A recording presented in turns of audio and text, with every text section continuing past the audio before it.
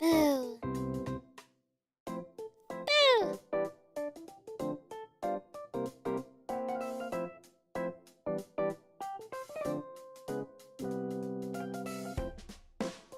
Boo.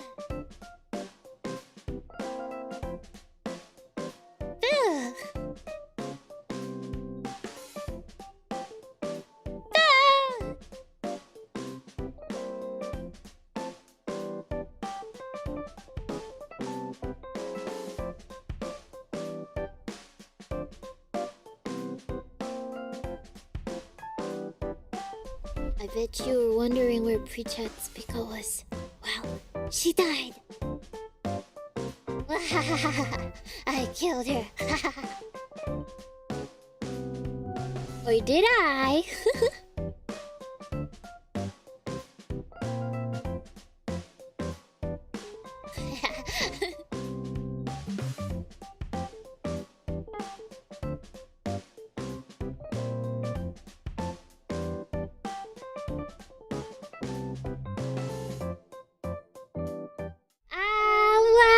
Hello!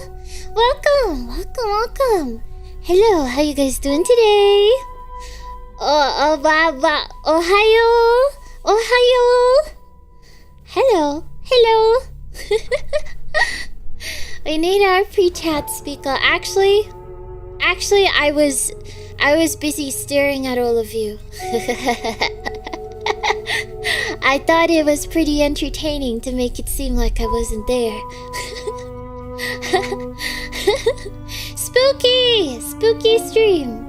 Spooky stream now. Welcome you guys to my first ever story reading stream. Yeah, thank you for the recommended stories. I have a list, but I noticed that it seems like everybody's recommending the Russian sleep experiment. So, I guess I might read that one. I don't know how long it will take to read it, but I mean, reading should take a while, right?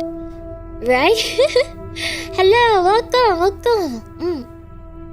How am I? I'm alright today. Yeah, I don't have a headache anymore, I think. So I did feel better after a long rest. I slept for 48 hours. I didn't actually. No, but I was part of the Russian sleep experiment. I'm kidding. I don't know anything about the Russian sleep experiment, but I have a website open right now. I don't know if this is the right website to read it. I don't know if it even has the actual story in it. But, let's see. Sir Shadows, thank you for the... What? Doggo, how's it going? Arigato, thank you. And thank you again. It's my first time joining into stream on YouTube, but I hope it's been good. Thank you. Thank you so much. Thank you. Arigato. Yeah, welcome to YouTube. Yeah. So I think we shall read the Russian sleep experiment. Do you like the scary BDM, by the way? Did you notice the scary BDM? I don't know if it's too loud. It sounds like an okay sound level to me, but it could be. Could be. I don't know. Maybe you guys want it blasting. Yeah, I mean, I can blast it into your ears if you'd like that. Love the ambience. Very immersive. Okay, that's good. That's good. Okay, too spooky? Oh, don't worry. I have the perfect solution. Okay, if you are scared, if you're a little worried about things being too spooky, never fear,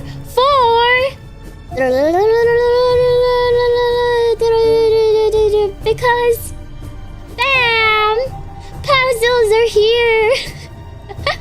Yeah, we can puzzle, read stories at the same time. Ah, I'm glitching. Here I am. Yes! Also, I have my cute microphone today. I know it doesn't really match the ambience, but It's cute! It's cute! And I love my microphone so much. Can this count as ASMR stream? I don't know. Wait, does this, I hope this, I hope this link is correct. Let me type it. Wait, what if it's not joinable? Let me know if you guys can join it. Okay, puzzle, doing the puzzle here. Okay, oh no, that's my link. Oopsie, that's my YouTube link. Join the puzzle here. Where did I put the puzzle? Puzzle link. Okay, I hope this is joinable. Otherwise, I'm gonna have to. It works. Oh, nice, nice. Okay, I will put the link in chat. Join the puzzle here. Let me add a very not spooky emote. Yay! Yatta, yatta yo. Okie dokie. So that's pinned. We are gonna read the Russian sleep experiment. Stream text title. Oh, okay. Let me write this down somewhere. I don't know where I put it. Okay, we are reading the Russian sleep experiment. Wow. Okay. Oh, that's where the text is. I couldn't find it, and now I know where it is. Oh my god, this music is so intense. We are reading the Russian sleep experiment. Okay, that's a good size. Okay. Yeah. Tenacity, arigato. Cozy spooky. I was gonna say speak. Cozy spooky time with Suika. Wow. Thank you. Arigato. Thank you. Wow. Okay. Will I use One-san voice? Will I use One-san voice? Do you want me to? I'm not sure if I know how to use it that well for speaking. Only for singing, but I can try. Okay, so this website, actually, I don't know if you guys have a recommended website or something. I'm just reading this from creepypasta.com. I have no idea. This was like the first website that popped up. So, I hope this actually has the story. A Nissan voice for more immersion. Okay. I don't know. I'll see. Just ate pasta. Yummy! Yeah, I really want to have some crab pasta. Be very yummy. I had crab pasta once, and it was delicious. It was at this Italian place, and their pasta was so cheap. But then, okay, they didn't close down. It was worse than them closing down, okay? Because they decided to rebrand and turn into like a whole other restaurant of a whole other cuisine, and they also upped their prices by like over $5 each dish, and I was like, oh my god. I even tried to give it another chance. I was like, okay, well, they may have removed all their best Italian menu items, but sure, I can have try their pizza. And then I had the pizza, and it wasn't very good anymore, and I was so sad. It's worse than closing down. They turned into a whole other restaurant, and all their food was horrible. And yeah, it was so sad. Not only that, actually, they went from having normal tables to trying to make their tables really weird. So they decided to renovate, and I was excited when they went through their renovations. I was like, oh, I'm kind of sad that I can't come here anymore because they're closed because of renovations now. But I was thinking, oh my god, that scared me. Sorry, my elbow touched my piano and I got scared. I jump scared myself. This scary music is effective as heck. I'm sorry, piano-san. I won't elbow you again. Yeah. So, okay, what was I saying before I jump scared myself?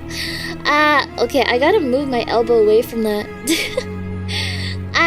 What was I saying? Yeah, so this Italian restaurant, they were just so normal, and their food was amazing at a great price it was, you know, most Italian places are so, you know, expensive, but that place, it was just the best, okay? It was really, really, really affordable, and their food was just delicious. It was so yummy, and they had really unique like pasta dishes as well. It was so yummy.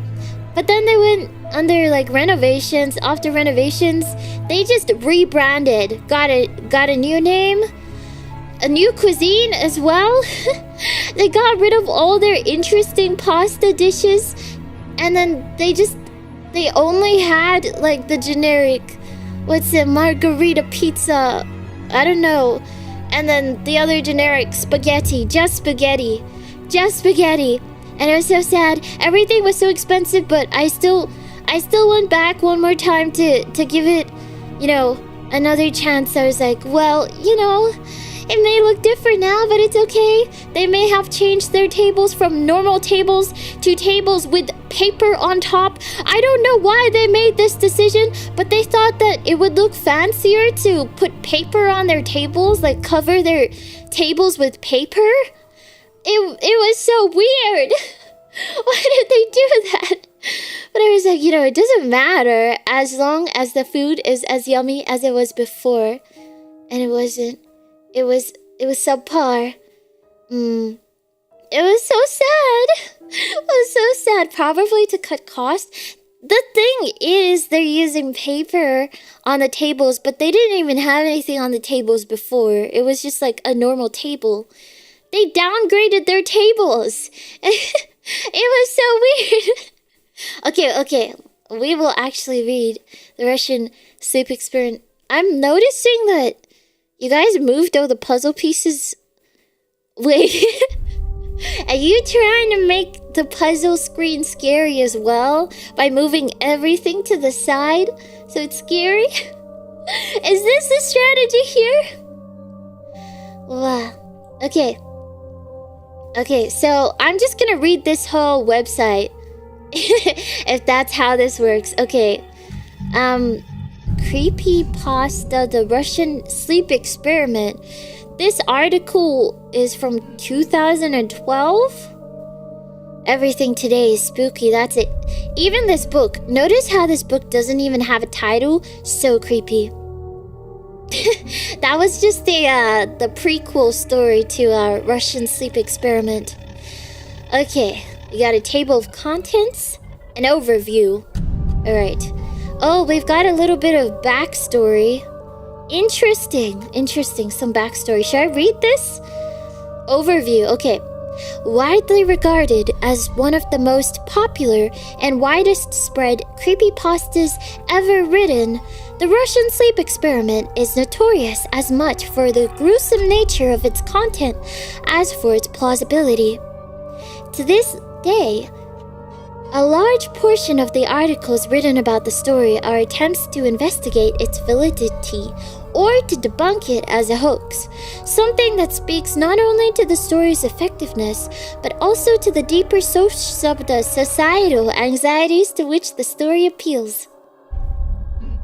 For those who don't know, the Russian sleep experiment is a supposedly factual account of experimentation acted out on subjects by the Soviet government and military in the wake of World War II. They didn't capitalize that. This article is so not official. They didn't capitalize World War II.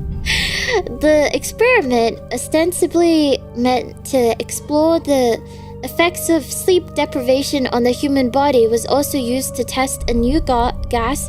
What am I saying? I'm changing accents. Okay, to test a new gas that could keep people awake for days at a time. The report documents the generation of those experimented upon. Individuals commonly referred to within the creepypasta community as the test subjects. I'm shaking. This is so scary. The horrifying results of these experiments and the crazed, almost subhuman or demonic creatures it produces are often illustrated alongside the story with one image in particular. being representative of the entire myth. Okay, I don't know what's happening to me. I feel like this story is getting a hold of me.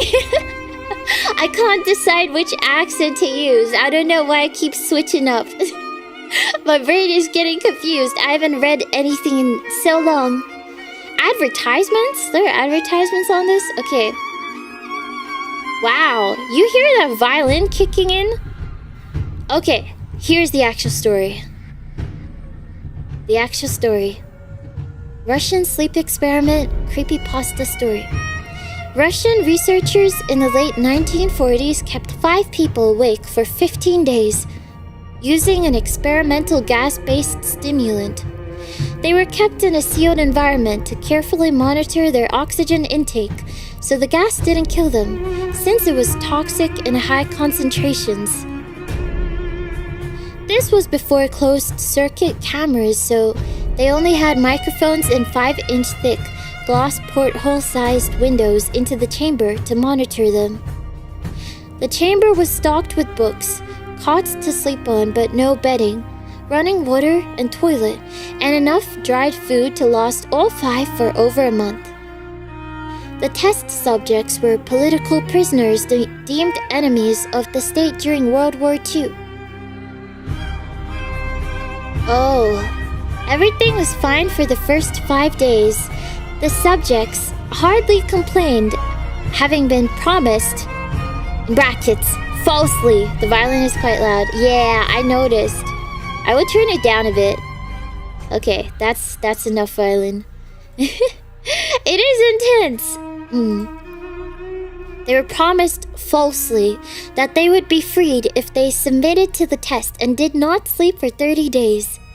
Their conversations and activities were monitored, and it was noted that they continued to talk about increasingly traumatic incidents in their past, and the general tone of their conversations took on a darker aspect after the 4-day mark. So this is about the magic number 5? It's about the magic number 5. There's 5 people. Okay, they start being crazy after 5 days. Okay, interesting. After 5 days, they started to complain about the circumstances and events that led them to where they were and started to demonstrate severe paranoia. They stopped talking to each other and began alternately whispering to the microphones and one-way mirrored portholes. Oddly, they all seemed to think they could win the trust of the experimenters by turning over their comrades, the other subjects in captivity with them. At first, the researchers suspected this was an effect of the gas itself. ... After 9 days, the first of them started screaming. He ran the length of the chamber, repeatedly yelling at the top of his lungs for 3 hours straight. He continued attempting to scream, but was only able to produce occasional squeaks. The researchers postulated that he had physically torn his vocal cords. The most surprising thing about this behavior is how the other captives reacted to it, or rather, didn't react to it. They continued whispering to the microphones until the second of the captives started to scream. The 2 non-screaming captives took the books apart, smeared page after page with their own feces, and pasted them calmly over the glass portholes. The screaming promptly stopped. So did the whispering to the microphones. Wait, why did it stop? Wait, so two of them started screaming. So one of them started screaming, and then the second one started screaming. And then there were another 2. Okay, but what about the 5th one? They didn't describe what happened to the 5th one. Is the 5th one just, just hanging out, like continuing to do their own thing? Interesting that they mentioned that there were no closed-circuit cameras, as they were invented during World War II? After 3 more days passed, the researchers checked the microphones hourly to make sure they were working, since they thought it impossible that no sound could be coming with 5 people inside. The oxygen consumption in the chamber indicated that all 5 must still be alive. In fact, it was the amount of oxygen 5 people would consume at a very heavy level of strenuous exercise. On the morning of the 14th day, the researchers did something they said they would not do to get a reaction from the captives.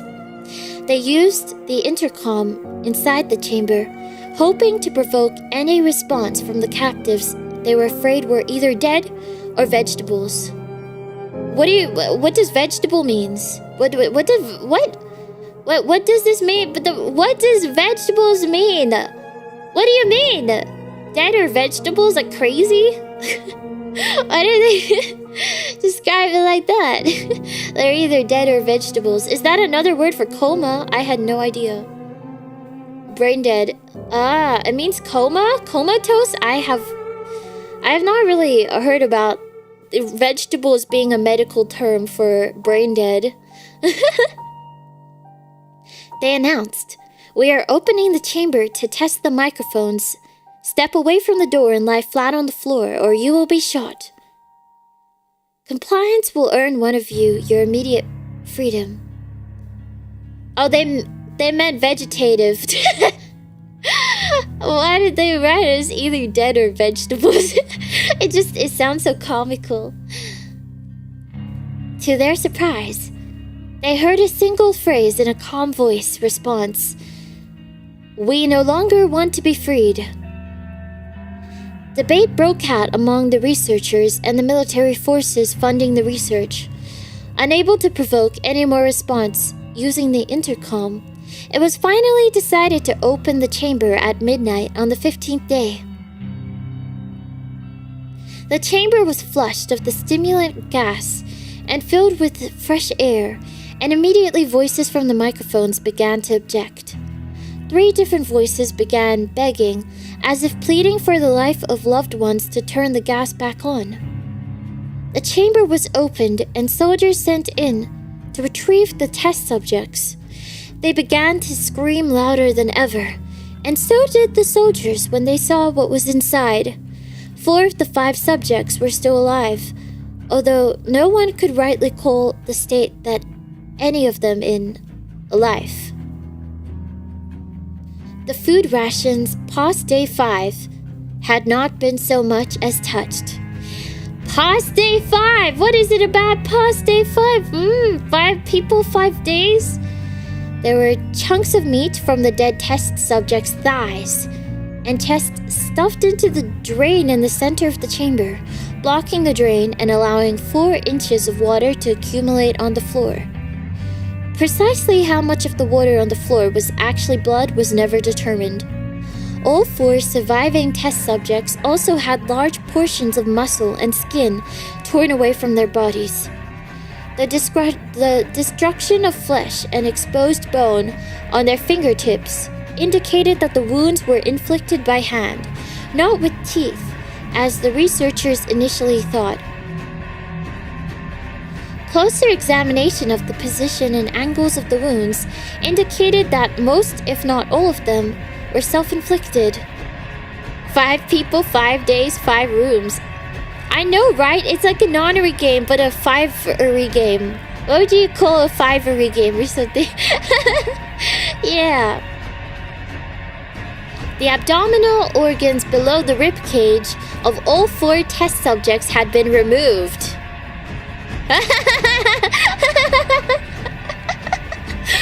Wait, what is this? The nonary games? Did they remove their abdominal organs to remove? Oh my god! Is Mozu? Did they remove that stuff because there was a bomb inside it? They're like, oh no, we're playing the 5-ery games, the pentary games. We're playing the pentary games. They've got a bomb. We have to remove it right now. Izumozu! Nice! Wow, sugoi! While the heart, lungs, and diaphragm remained in place, the skin and most of the muscles attached to the ribs had been ripped off. exposing the lungs through the rib cage. They had to show the lungs. All the blood vessels and organs remained intact. They had just been taken out and laid on the floor, fanning out around the eviscerated but still living bodies of the subjects. The digestive tract of all four could be seen to be working, digesting food.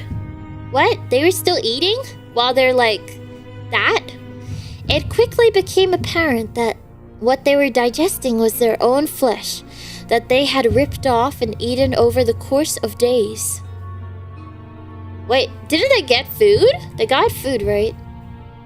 Yeah. Wait. Let me go back. They were... Okay, the chamber was stocked with books, running water and toilet, enough dried food to last all five for over a month. So they had a lot of dried food, but they still... They went crazy enough to eat their own flesh. Okay. Interesting. Okay.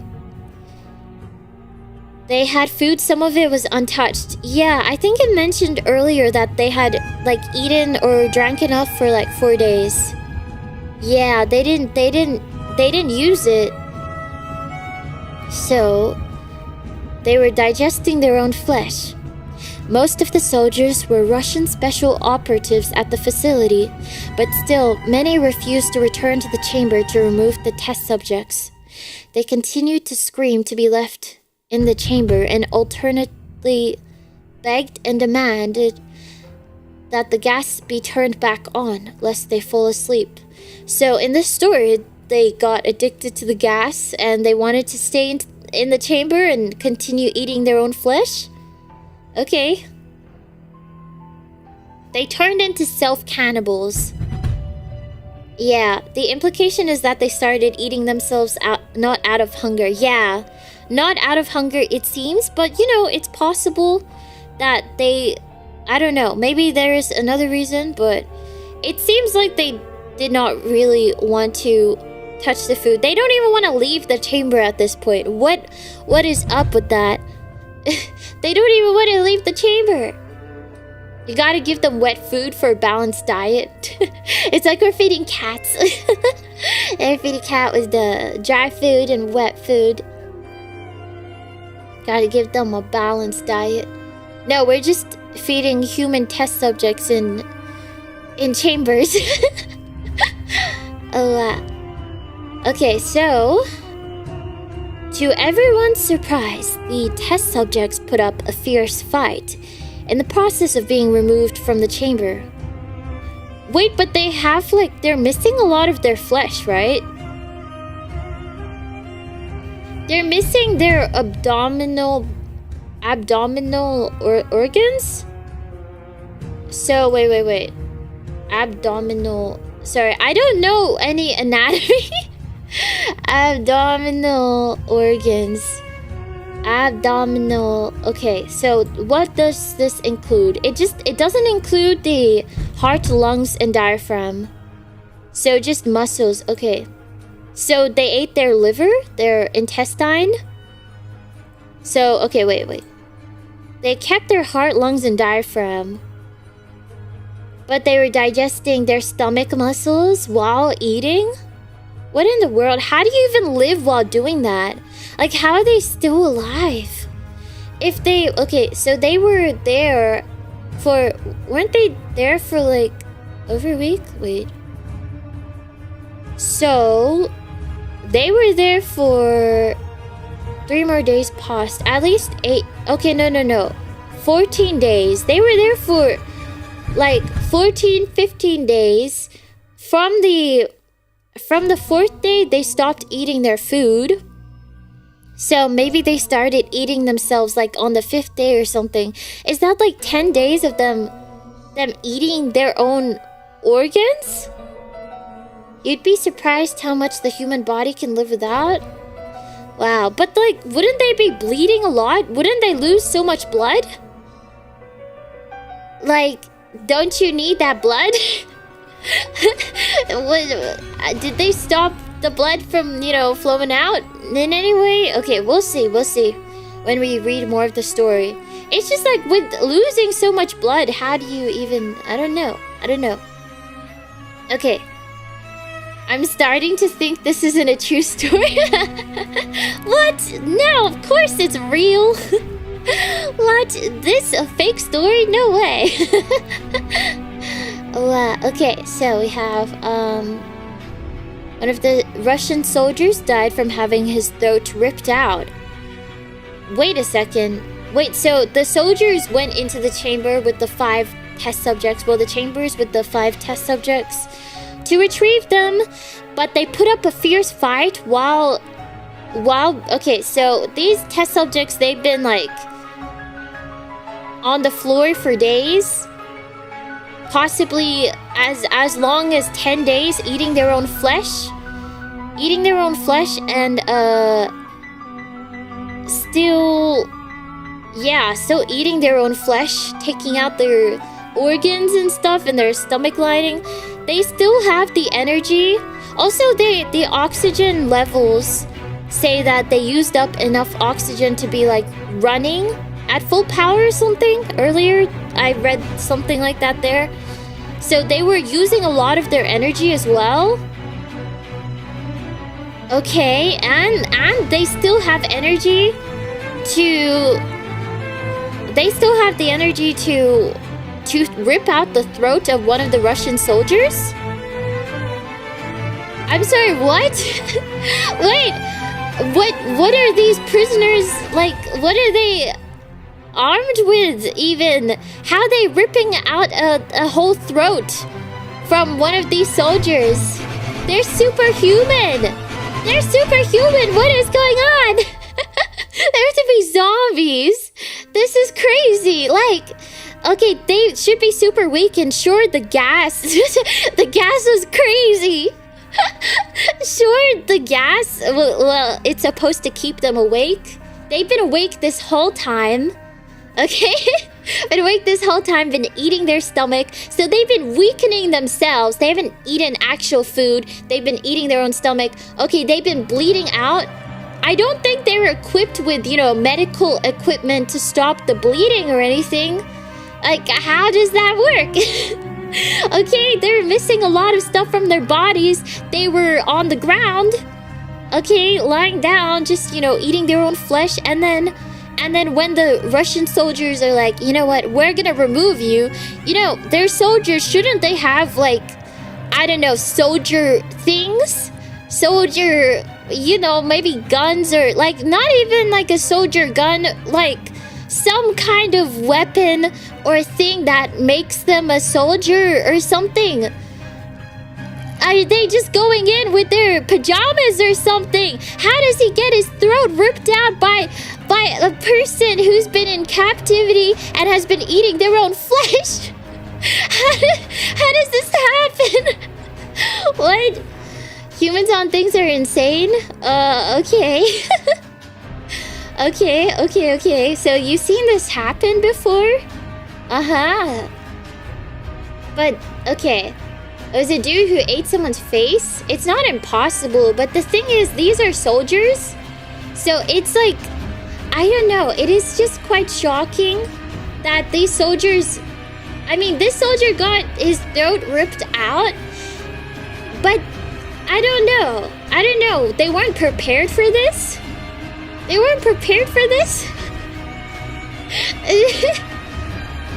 Wait, it says another 5 of the soldiers lost their lives? Oh. One of the Russian soldiers died from having his throat ripped out. An artery in his leg severed by one of the subject's teeth. Another 5 of the soldiers lost their lives if you count the ones that committed suicide in the weeks following the incident. And also, okay, wait, the soldiers were Russian special operatives at the facility? And it seems like there were a lot of soldiers that went in. Like, it wasn't just like one guy in pajamas. Okay? Was this really one guy in pajamas against 5 of these zombies? It sounds like there are several of them. How can they not handle this? Like, how powerful is this gas? What? What? Okay, let's continue reading though. Maybe there's more. It sounds like these experiment people are zombies or something. They're so powerful. Okay,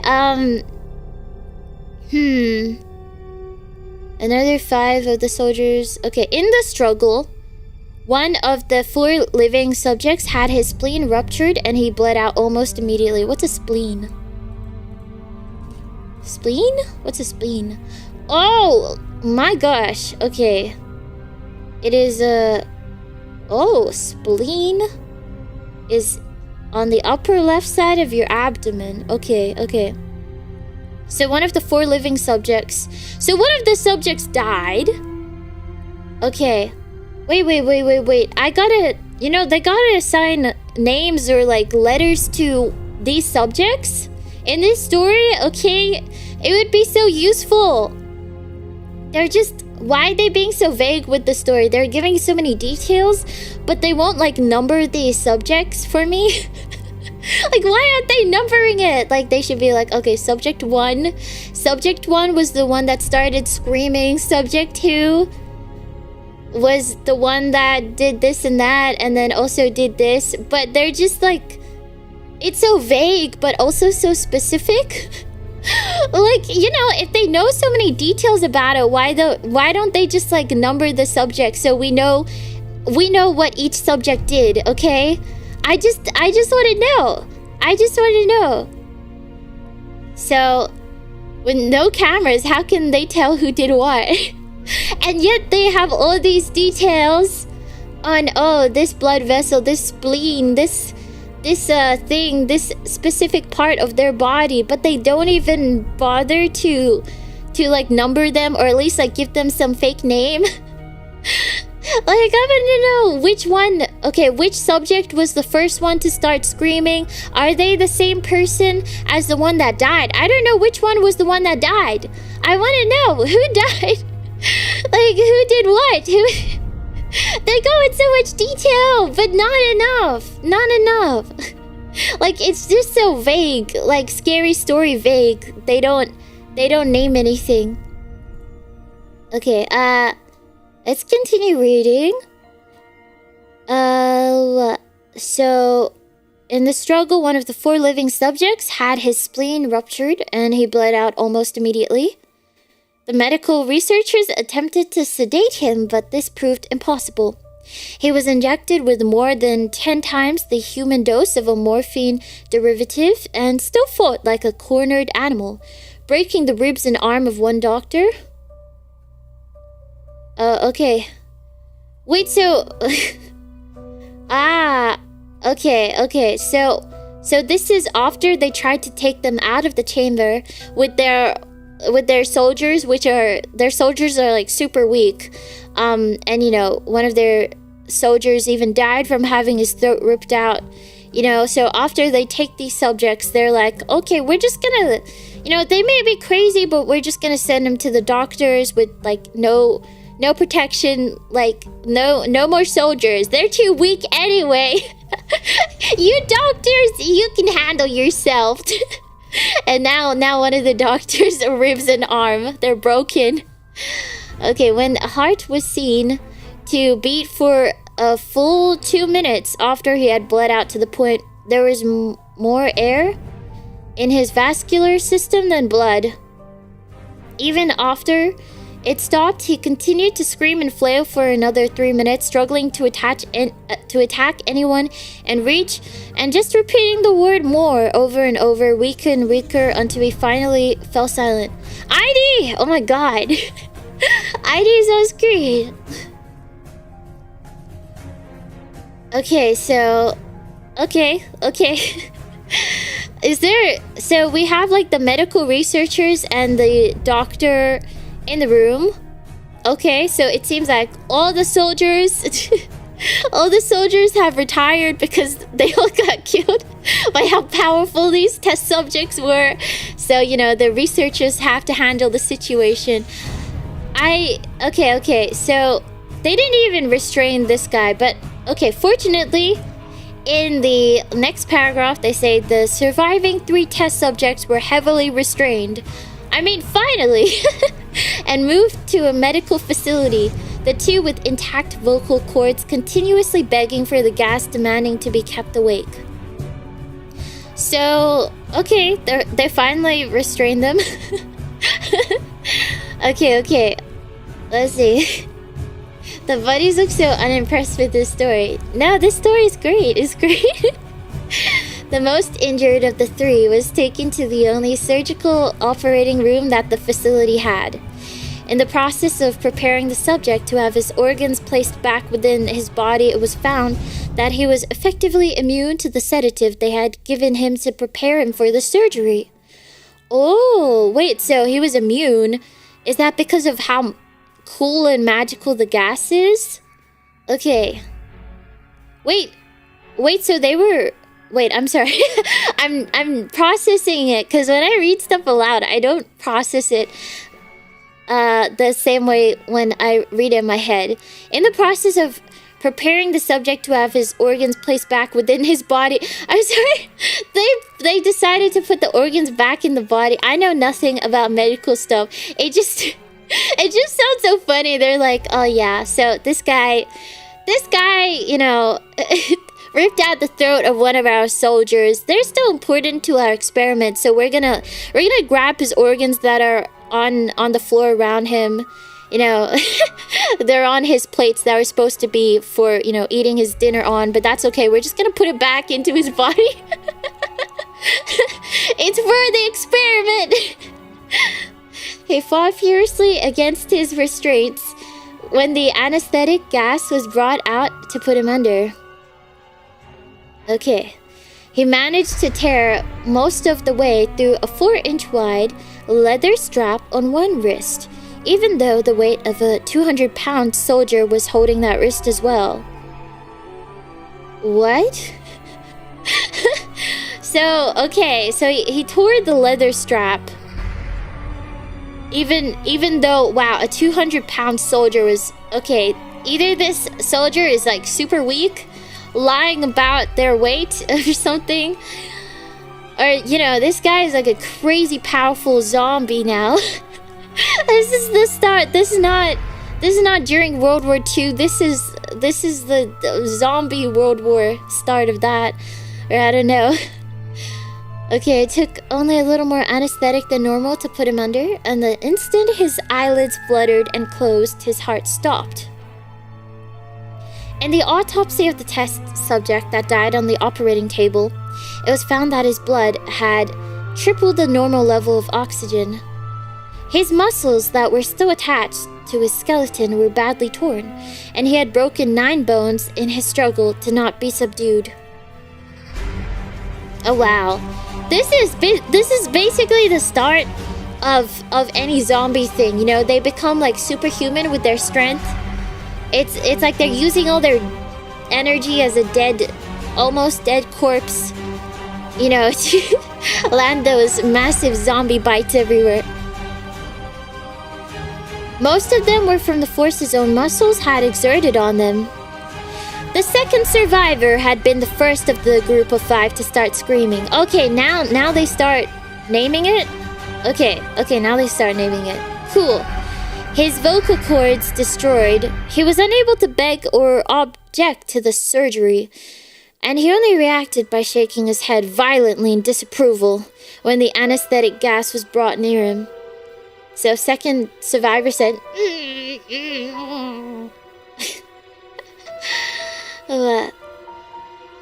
He shook his head yes when someone suggested reluctantly they try the surgery without anesthetic, and did not react for the entire 6-hour procedure of replacing his abdominal organs and attempting to cover them with what remained of his skin. The surgeon presiding stated repeatedly that it should be medically possible for the patient to still be alive. One terrified nurse assisting the surgery stated that she had seen the patient's mouth curl into a smile several times whenever his eyes met hers. The patient's just trying to flirt, I guess. You know, spent so much time in captivity. Missed that human interaction. When the surgery ended, the subject looked at the surgeon and began to wheeze loudly, attempting to talk while struggling. Assuming this must be something of drastic importance, the surgeon had a pen and pad fetched so the patient could write his message. It was simple: keep cutting. The other two test subjects were given the same surgery, both without anesthetic as well. Although they had to be injected with a paralytic for the duration of the operation, the surgeon found it impossible to perform the operation while the patients laughed continuously. Once paralyzed, the subjects could only follow the attending researchers with their eyes. The paralytic cleared their system in an abnormally short period of time, and they were soon trying to escape their bonds. The moment they could speak, they were again asking for the stimulant gas. The researchers tried asking why they had injured themselves, why they had ripped out their own guts, and why they wanted to be given the gas again. Only one response was given: I must remain awake. All three subjects' restraints were reinforced, and they were placed back into the chamber, awaiting determination as to what should be done with them. The researchers, facing the wrath of their military benefactors for having failed the stated goals of their project, considered euthanizing for the surviving subjects. The commanding officer, a former KGB agent, instead saw potential and wanted to see what would happen if they were put back on the gas. The researchers strongly objected, but were overruled. In preparation for being sealed in the chamber again, the subjects were connected to an EEG monitor and had their restraints padded for long-term confinement. To everyone's surprise, all three stopped, struggling the moment it was let slip that they were going back on the gas. It was obvious that, at this point, all three were putting up a great struggle to stay awake. One of the subjects that could speak was humming loudly and continuously. The mute subject was straining his legs against the leather bonds with all his might. First left, then right, then left again for something to focus on. The remaining subject was holding his head off his pillow and blinking rapidly. Having been the first to be wired for EEG, most of the researchers were monitoring his brain waves in surprise. They were normal most of the time, but sometimes flatlined inexplicably. It looked as if he were repeatedly suffering from brain death before returning to normal. So they're zombies! They're zombies! As they focused on paper scrolling out of the brainwave monitor, only one nurse saw his eyes slip shut at the same moment his head hit the pillow. His brainwaves immediately changed to that of a deep sleep, then flatlined for the last time as his heart simultaneously stopped. The puzzle is reacting to the story. Yeah. Let's see what the buddies think. The only remaining subject that could speak started screaming to be sealed in now. His brainwaves showed the same flat lines as the one who had just died from falling asleep. The commander gave the order to seal the chamber with both subjects inside, as well as 3 researchers. One of the named 3 immediately drew his gun and shot the commander, point blank between the eyes, then turned the gun on the mute subject and blew his brains out as well. He pointed his gun at the remaining subject, still restrained to a bed, as the remaining members of the medical and research team fled the room. "I won't be locked in here with these things! Not with you!" he screamed at the man strapped to the table. "What are you?" he demanded. "I must know!" The subject smiled. "Have you forgotten so easily?" the subject asked. "We are you. We are the madness that lurks within you all, begging to be free at every moment in your deepest animal mind.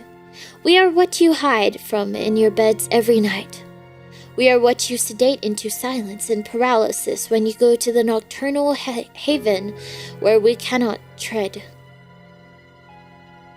The researcher paused, then aimed at the subject's heart and fired. The EEG flatlined as the subject weakly choked out. So, nearly free... ... Is that the end of the story?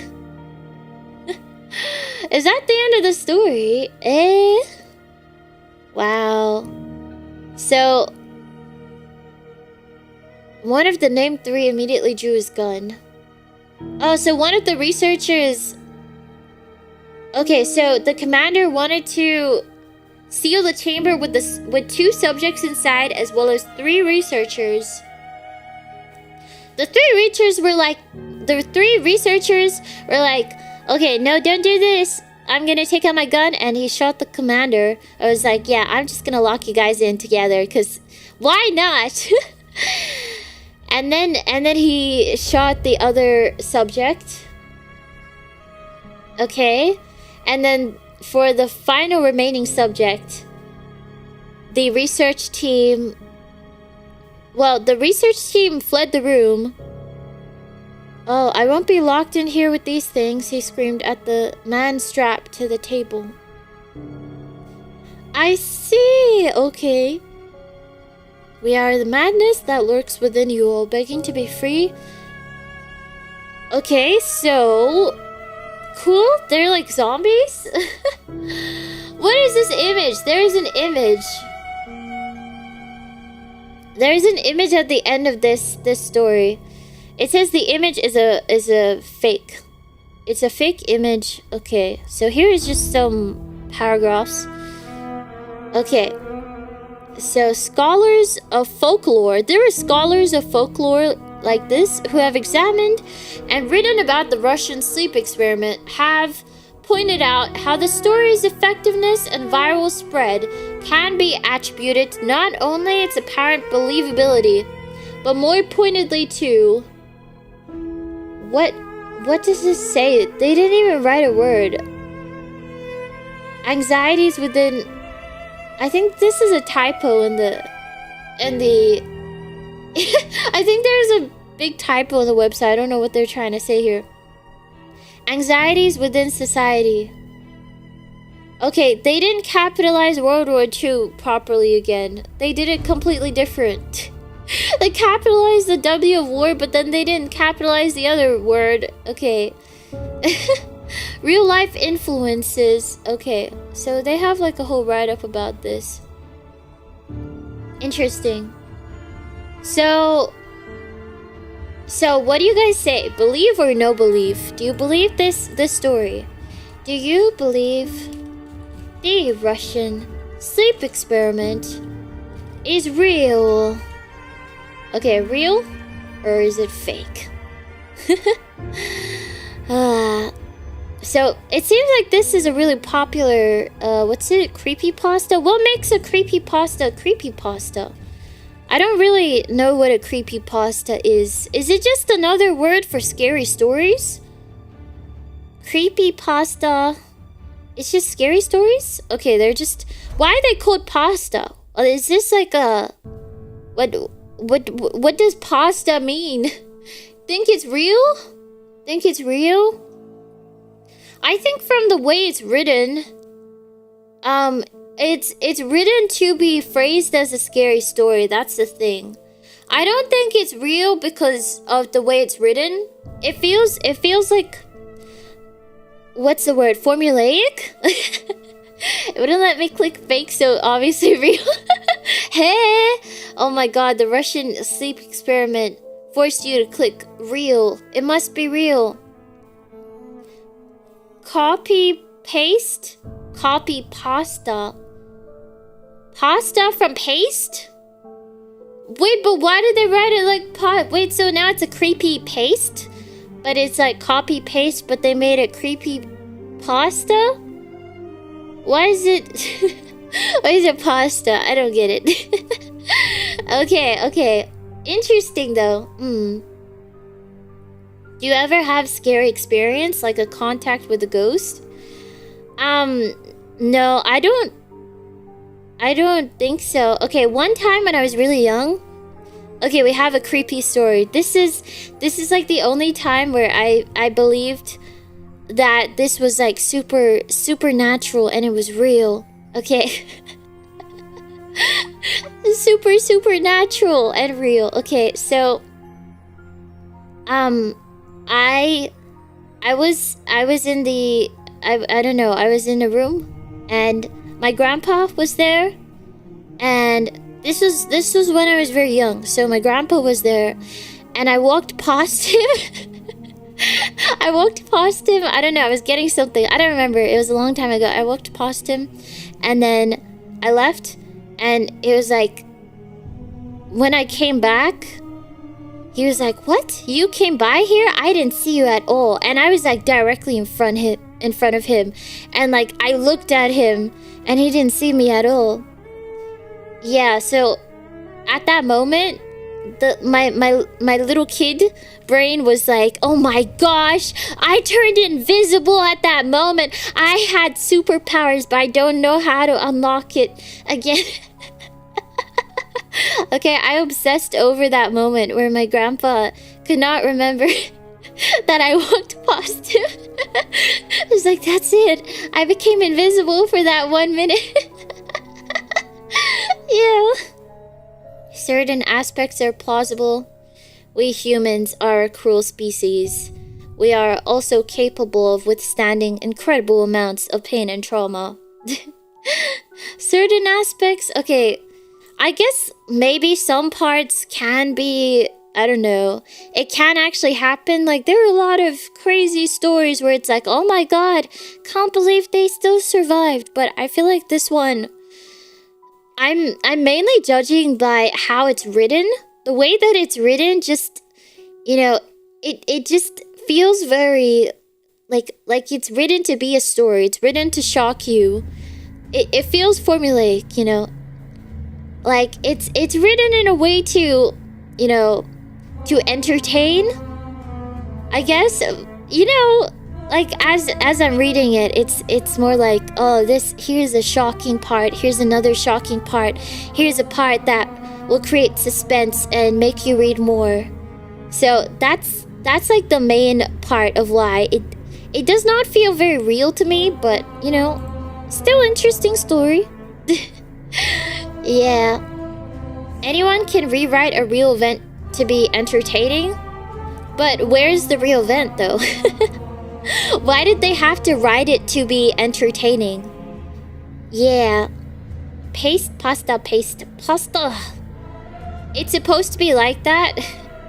It's like disguising a recipe of Philosopher's Stone as a cookbook. Philosopher's Stone. Wait. Is that from Harry Potter? Philosopher's Stone. Oh, it is from Harry Potter. Yeah.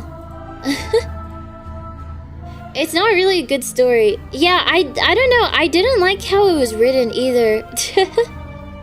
I'm sorry to break your hearts about this, anybody who's like a big fan of it and is like, yeah, it's real. I swear it's real. I don't know. I don't really believe it. I don't feel like, you know, it's written by somebody who knows like facts. Okay. Yeah, I feel like maybe something similar to this could have happened. It's possible, but I don't think this is like, I don't think this is a story about, I don't think this is a story that somebody wrote about some real event that only they knew about. Like, it's possible that it could have happened, but I don't think this is like an actual true story. Yeah. Okay, dogscape? What's that? Interesting. Read dogscape. You'll love how absurdly creepy it is. Okay, wait. It's not too... No bad words, right? Okay, the dogscape is one of the most gruesome stories. Hey, is this like... Oh, it's got like logs. Okay, now I'm reading it on like creepypasta wiki.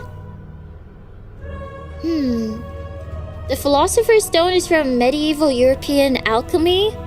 Oh, to explain the Philosopher's Stone would require explaining the old belief in alchemy. Philosopher's Stone. Okay, let's see what what Wikipedia says. Okay. We'll get the Wikipedia summary, don't worry.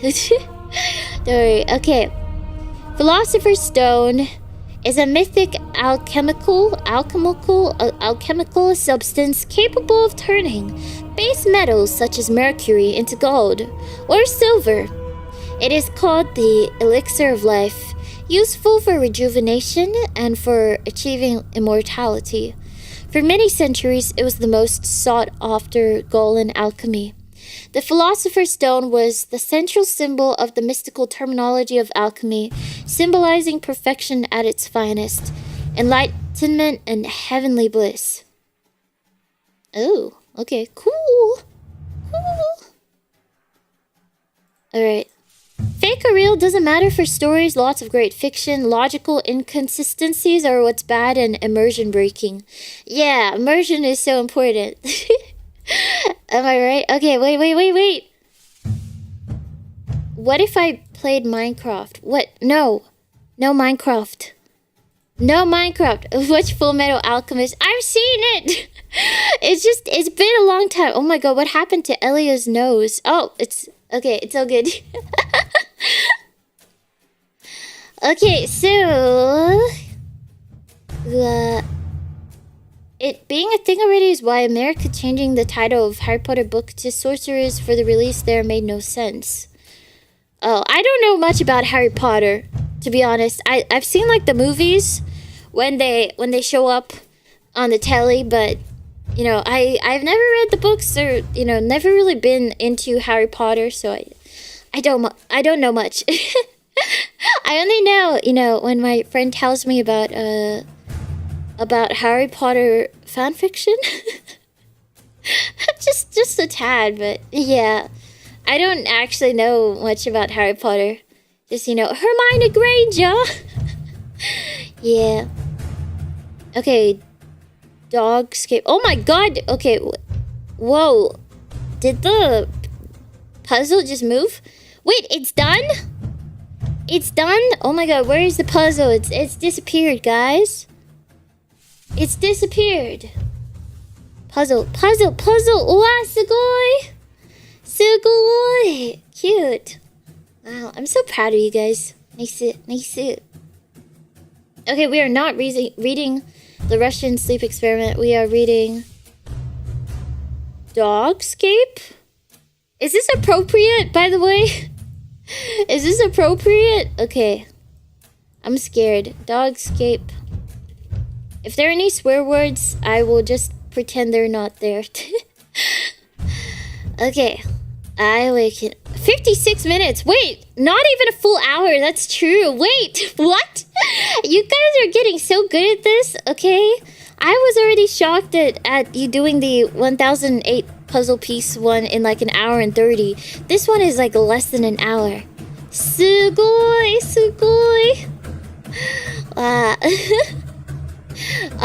Oh yeah, you know something about our designs? I don't know if you guys noticed, but you know, we all...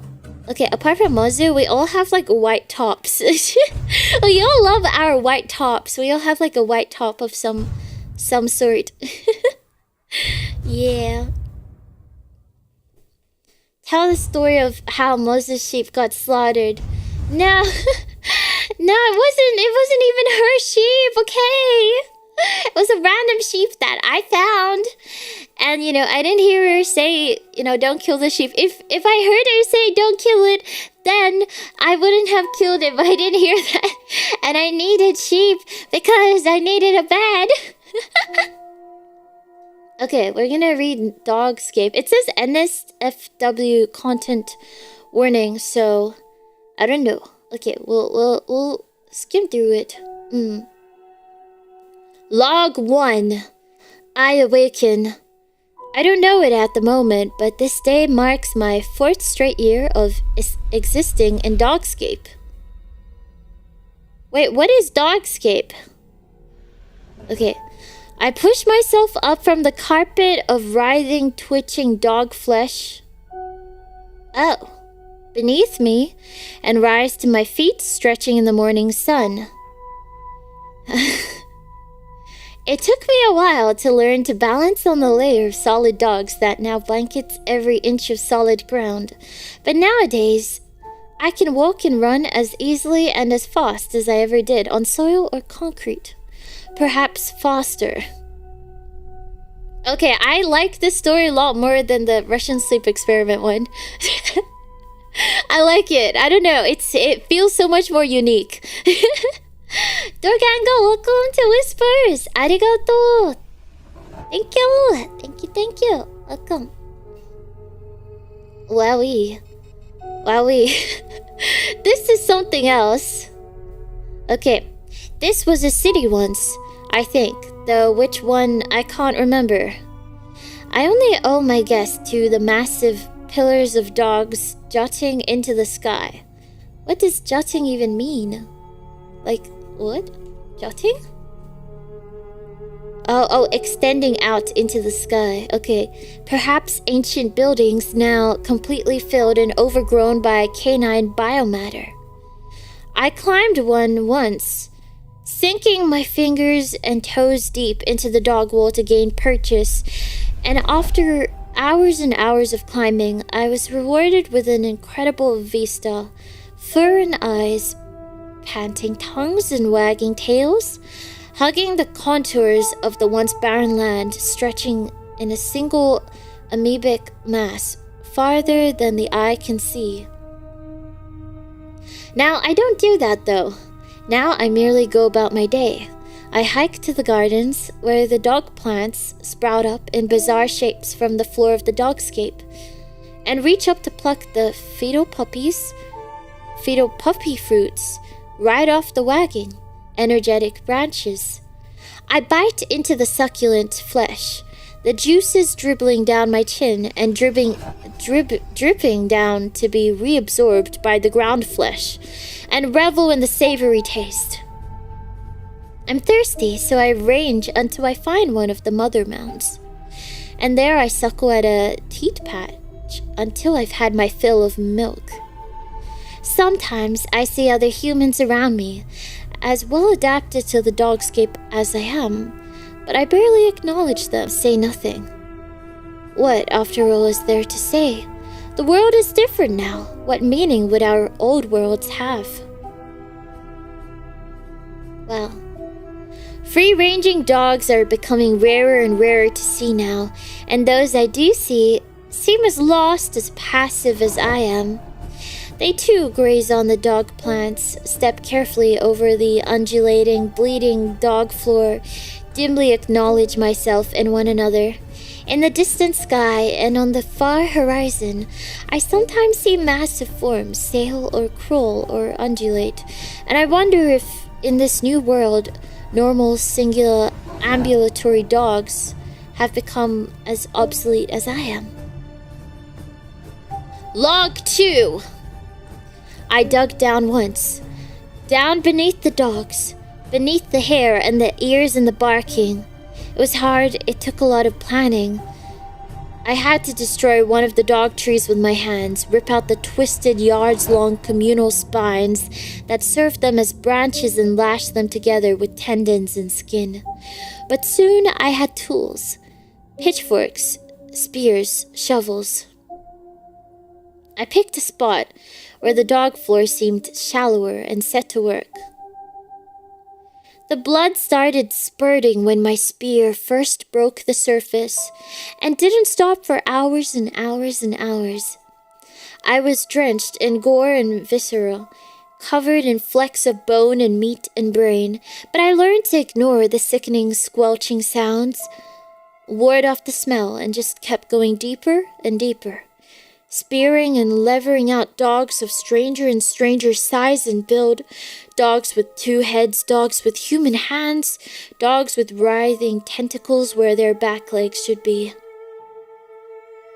Eventually, I came to the end of the dogs, or perhaps the beginning of whatever lies beyond the dogs, an expanse of multicolored patchwork fur that extended as far as I could dig in any direction. I could pierce it with great difficulty, but it barely bled, and try as I might, I could only barely peel the skin away, revealing a layer of striated, grayish muscle beneath. It started to tremble as I watched it, shaking the very dog matter around me, and I realized that the dogscape was beginning to regenerate itself, closing over me, seal me in, so I fled, climbing back up into the light. Log 3! The stream trickled warmly past the black leathery edges of the puppy mouth stream. The saliva waters churned as they flowed from the bed of the stream, lined with the overlapping tongues of eager, greeting puppies. To feel rock on the shores to find sharp milk teeth of weaned dogs, cast to the tufts of maned weeds growing into spits and banks. The head of the stream is split by a single mound of golden fur, like an upholstered boulder set, with a large golden eye that swerves to see passing visitors. The waters will bubble and froth should the eye see you. The tongues lap nervous, loving greetings with gurgled yips. Log 4! The dogscape. That's what we call it. Us humans that banded together, I mean. We sit around campfires and cook the whelps we collect from the dog trees.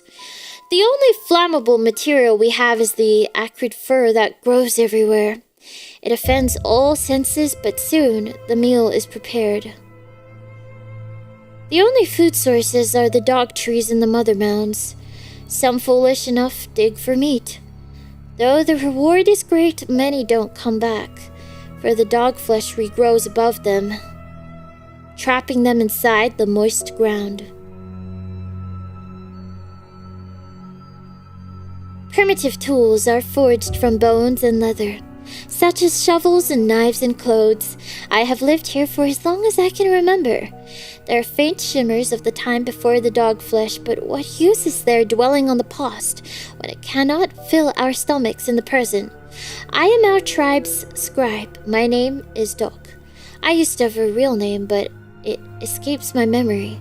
I record all of our findings and knowledge in my leather pages using dog blood as ink. There are times when there are more of us. The tribe started with as many as 60 people.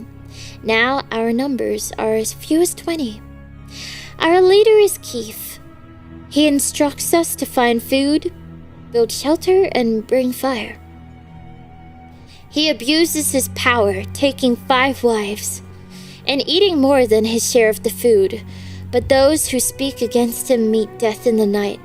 It is hellish, but there are no other choices. Without guidance, we will die out here, so we must remain under his leadership. It has been 2 days since my lost writing. I am lucky that Keith cannot read, for if he had seen my statements about him, I would be dead. Slay. Yesterday, one of our tribe members, Kot, was killed by accidentally stepping into one of the open dog mouths. His screams of pain as it chewed forced me to crush his skull with a shovel, killing him instantly. Keith claimed Kot's food ration as his own. I can sense the others are beginning to tire of Keith's position of power as well. Nobody spoke a word at that night's feast. I will not sleep tonight, hearing Kot's screams in my nightmares. I fear for my life. Fek was killed in front of all of us by Keith today. He refused to continue digging for meat, so the monster beat him to death with his bare hands as a sign that he would not tolerate a refusal to work. I cannot stand for this much longer. Fek was not even an adult. He could not have been more than 17 human years. This brings our numbers down to 18. There is Keith, his 5 wives, me, and the remaining 11 diggers and gatherers. The others whisper to me in secret that I should be the leader instead. I guess they think I have all the answers because I am the scribe. Only time will tell. Guys, this story is so interesting. It's so much more interesting than the other one, okay? we have all these this strange dynamics here, not just like, oh, everybody went crazy and then turned into superhuman zombies. I feel like this one is way more interesting. And, you know, the world is absurd. And I love it, you know. It's so captivating. No, it's interesting. Okay, where was I up to again? Only time will tell. I was awoken at the crack of dawn by one of the diggers. Gar specifically. He told me that tonight would be the night. The others had a plan. They want me to announce that I am the new leader during the feast. When he's distracted with rage, they intend to kill him from behind. I tell Gar that I accept his plan, and will assist them tonight. What have I gotten myself into? Damn them all. I told Keith I planned to replace him. He arose, filled with rage. I waited for the blow to strike him. It never hit Keith. Instead, it hit me. Gar was Keith's spy all along.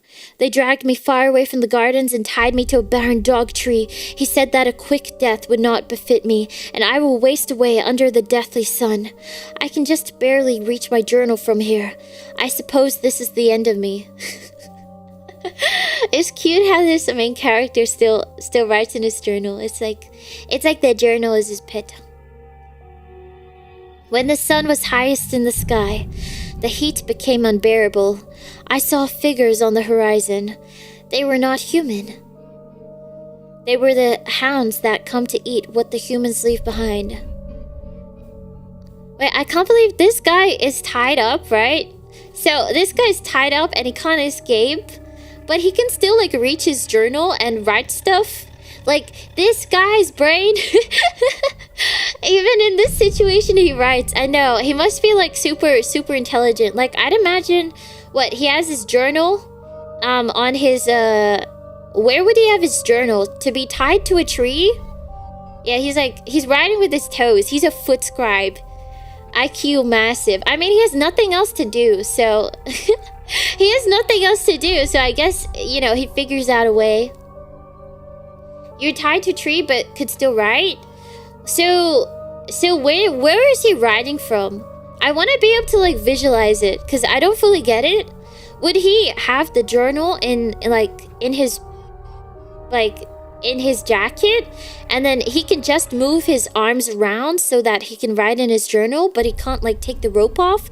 Maybe the rope is, like, super strong or something like that? I don't know. I want to know where his journal was placed so that he can still write. Like, is this guy writing upside down? He's writing on... He has a dog leash? Maybe. I don't know. I don't know how he's tied, so... Wait, let me see again. So he's tied to a dog tree. Well, which is a tree in this world. Probably thought, how can a journal help him escape? Yeah, the evil villain guy was probably like, okay, let's tie him to a tree, whatever. How about we make it so that the only thing you can do is write in your stupid journal while you rot away to die. Maybe something like that. Maybe he's like so salty that he can't read. And that this guy can, and he writes in his journal that he's like, yeah, I'm gonna tie you to a tree. The only thing you can do is write in your journal. Yeah, maybe he wrote it after he escaped. Oh, but the sentence said, like, I can just barely reach my journal from here. Yeah. Maybe he did write it after, actually. I guess it doesn't specifically say. He just mentions that he can just reach his journal. It doesn't say that he reads it necessarily. Yeah. Okay, so when the sun was highest in the sky, the heat became unbearable. I saw figures on the horizon. They were not human. They were hounds that had come to eat what the humans leave behind. I thought they were going to eat me. Instead, they went for the blood-soaked meat ropes that held me in place. I was free. I kneeled down to the hounds and looked deep in their eyes. I told them I knew where they could fill their bellies to the brim. They barked once in what I assume was confirmation. I stood up and we set off to feast. Oh, he's getting revenge! He's like, he talks to these animals that don't understand, but maybe they somehow do. I don't know. What if these animals can understand? Like, they're also magical. Yeah, yeah. He's like a doggo tamer now. This is so cool. When we reached the settlement, it was amidst their feast. I approached, death in my gaze. Keith was shocked and angry. How dare you escape the meat ropes? Like, this guy was tied up in meat ropes. That's so funny. I mean, this is dogscape or whatever. The diggers and gatherers were quick to his defense. I guess he bribed them. I whistled and the hound slinked through the fur to my side. We struck like a lightning bolt. My fist smashed into Keith's face just as my hounds pounced upon his closest guards. Though I was physically weak, I was quite fast. What if they were human before? Yeah, what if... Maybe at the end it reveals that, you know, these hounds that save him from the meat ropes are actually the humans that Keith killed before. And then, like, they already hate him.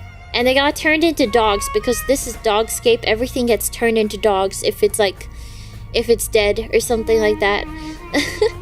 Became a power fantasy story. Yeah. He's getting all his revenge. Okay. Though I was physically weak, I was quite fast. I stole a shovel and quickly buried it into Keith's bloat while he was disoriented. The smell was sickening, as I expected from a man like him. The hounds made quick work of the rest. I helped, of course. None were spared. I made sure I had my vengeance upon Gar. The hounds were quite full by the end. Wait, so he killed everybody? Wait, he killed everybody! There are no more humans! There are no more humans! He killed all the final surviving humans out of revenge. Not just Keith. Nothing tastes better than revenge. Yeah, and being alone for the rest of your life. Wait, maybe he didn't kill the wives. I don't know. Okay. Well, it says none were spared. The hounds were quite full by the end. I took my time and buried each corpse, or what was left of them. I leave this book upon their graves in the hopes that someone who can understand finds it. If you do, take heed of these words. The dogscape knows all and is strict but fair. She provides justice where justice is due. Oh, wow. Wait, so is this... Are these logs by different people? Maybe? Different people after this is... Okay. I guess I'll figure it out if it's by different people. I was assuming it was by the same person, but it seems like after this, I'm not too sure. He became a believer in the dogscape. Okay, we'll see. Log 5. I had a dog right after the dogscape happened. His name was Carl, and he always followed me around. When I was almost dead from starvation, he got me dog fruits. When I was dying of thirst, he had milk in his mouth and got it to me. One day, his foot got stuck in his mouth, and I couldn't get him out. So I watched while it swallowed him.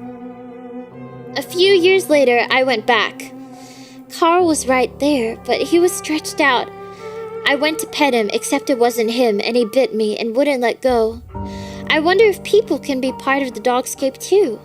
I miss Carl. Whoa! Is the truth being revealed? People turn into dogs later? Okay. Log 6! All is one in the new truth. The dog mother is vast beyond imagining, and requires many to be kept comfortable and clean. We chosen do not go unrewarded, however. In her vast wisdom, the matriarch gives all we need. We sup from her vast teat a hearty meal, unlike any other. It invigorates and nourishes us canistodians, and gives us more than we could have ever wished. The time soon approaches, though, to find new workers. The metamorphosis is upon many of us, and soon we will join with the glory of the dog mound. We are so different from the others as they shuffle about down among the Fujineqo groves. Many of us have a thick coat already. And old Lawrence has already begun to walk on all fours. Soon we will shed our mortal selves and be part of the dog mother, our mother. So the humans are turning into dogs? Log 7! I think we knew the war had been lost the day the general committed suicide. The masses of flesh and fur just spread like waves across the cities. We found out that whatever it was drinking the oceans and eating anything it came across. Airstrikes, tanks, bombs, it only slowed it down. We were living on borrowed time. It was unstoppable. I don't think it was until later that we noticed all the dogs were gone. And then at night, the howling, it was just too much. The former soldier's face streamed with involuntary tears as he remembered the events. He sat there, wallowing in his own emotions, telling his story to a skeleton he found. My unit completely wiped out. I saw those tentacles and those mouths. They tore them to shreds. I ran away, even when they called for help. It's all your fault! The dog tree shifted slightly. The many eyes growing around directed their gaze towards the psychopathic man. You ruined everything. You killed my friends, my family, everyone. He ran and stabbed one of the eyes with a bone fragment. A howling noise emerged, and a nearby dog tree swatted him several yards. He broke a few ribs when he hit the ground. He coughed a bit of blood, but got back up and charged again. This time he ran towards one of the open mouths around and kicked several of its teeth out. It bit his foot in response, costing him a toe or two. He was so full of adrenaline he was incapable of registering any kind of pain. He beat and tore and bit at the flesh with his bare hands until he was knee-deep in blood and gore. One of the tubes he tore spilled some sort of digestive fluid all over him. It burned, but he had to go on.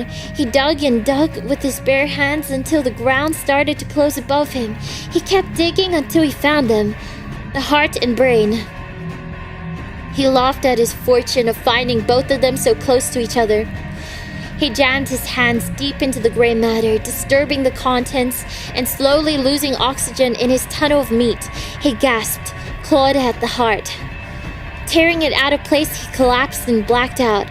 He awoke to many tentacles burying themselves in his body. One hit his spinal cord and fused with his brainstem. A flood of thought hit him all at once as he suddenly became one with the dogscape. More tentacles connected themselves to his vital organs as he became assimilated. He saw through every eye in the lands, and he felt every single nerve on the planet.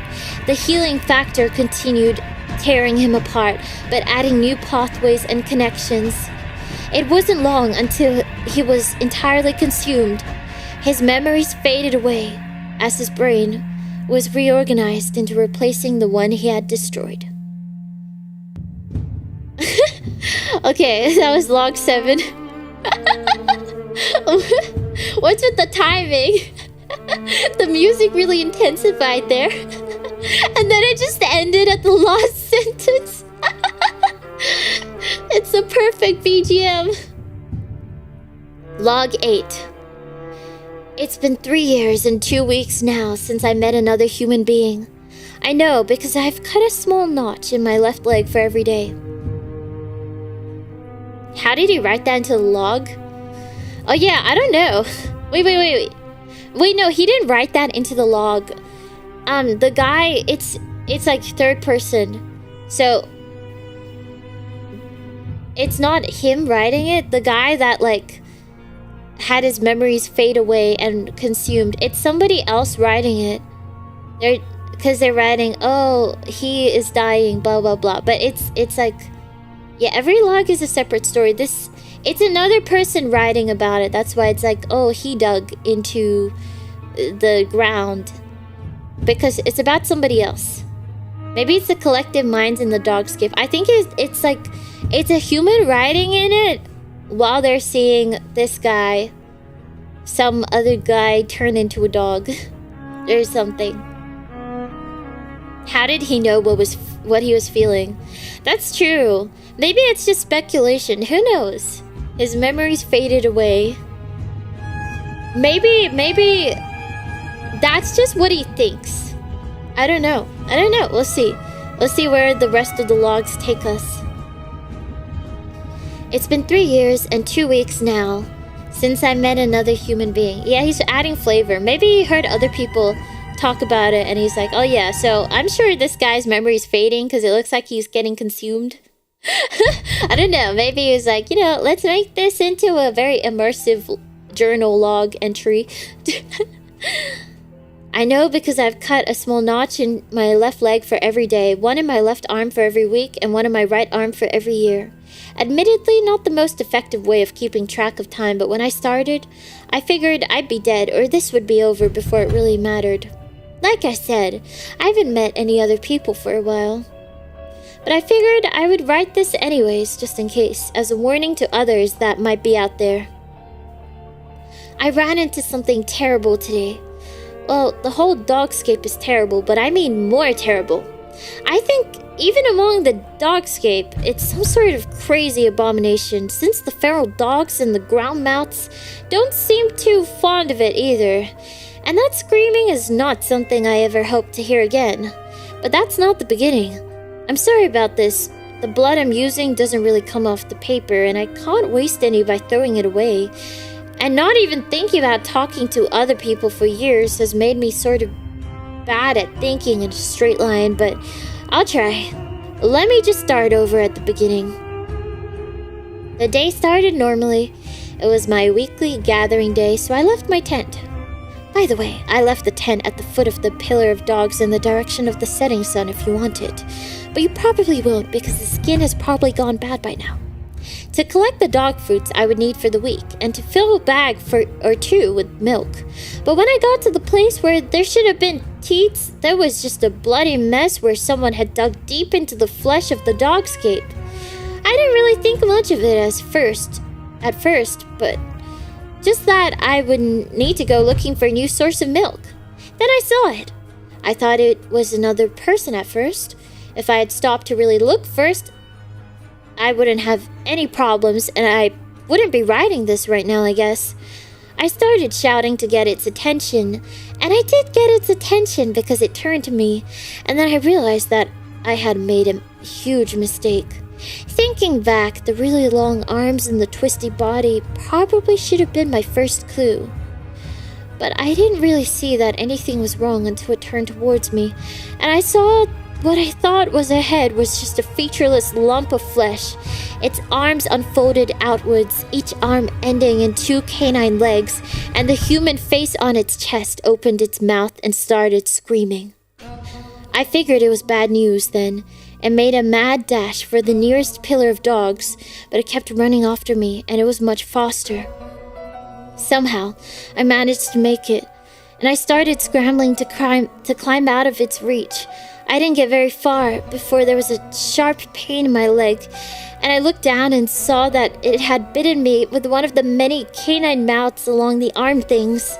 I screamed as it pulled me down, but that didn't do much, and I probably would have died right then if it weren't for what happened next.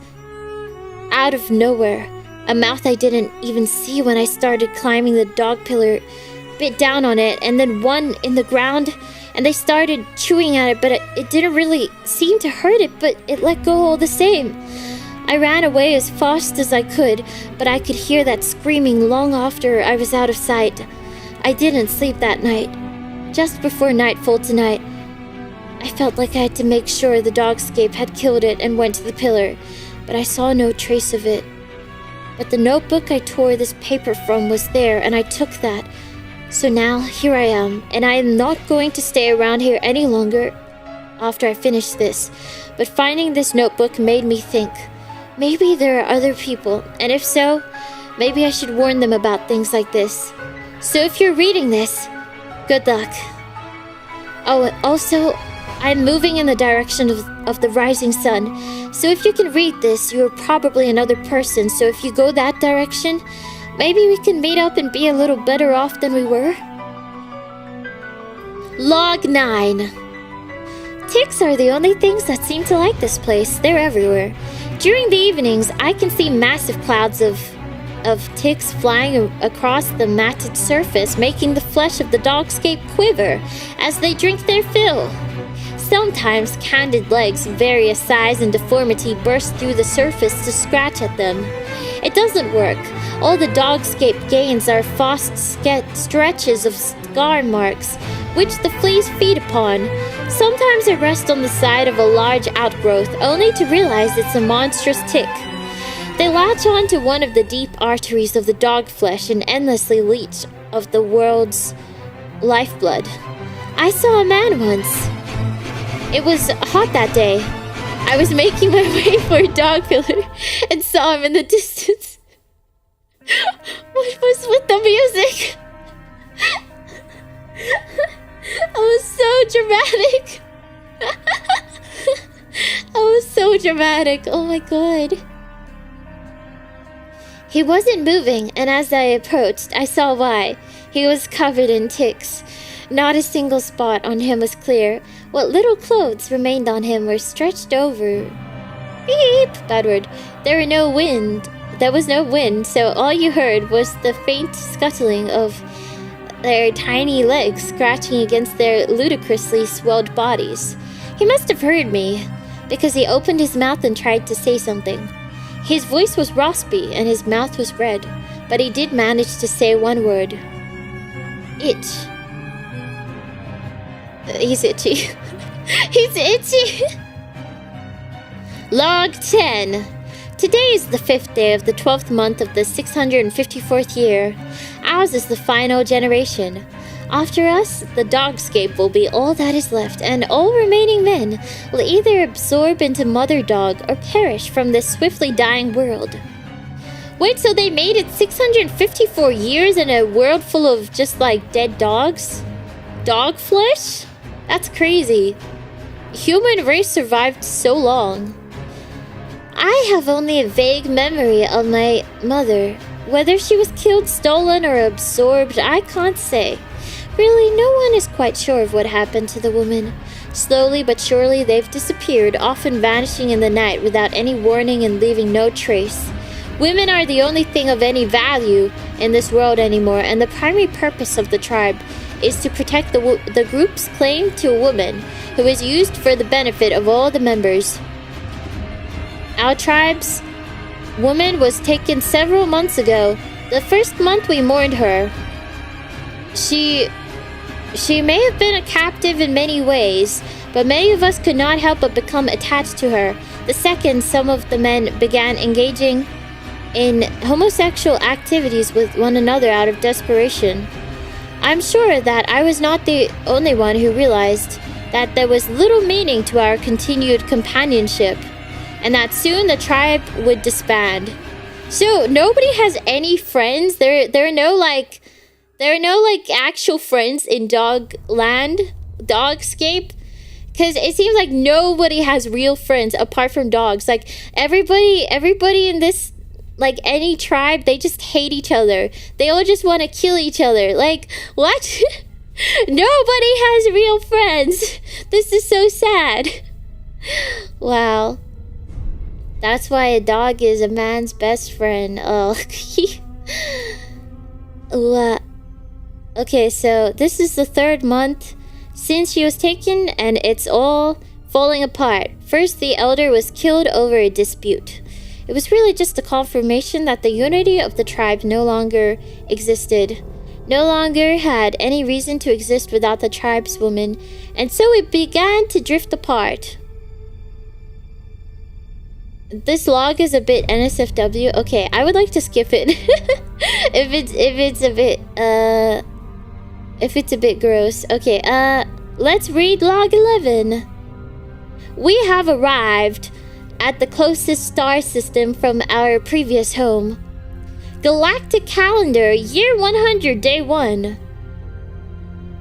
Hello. welcome. We are reading log 11. It's like a collection of log entry stories. Wait, so how are they surviving? Wait, year 100. Wait a second. So they left Dogscape? We have arrived at the closest star system from our previous home.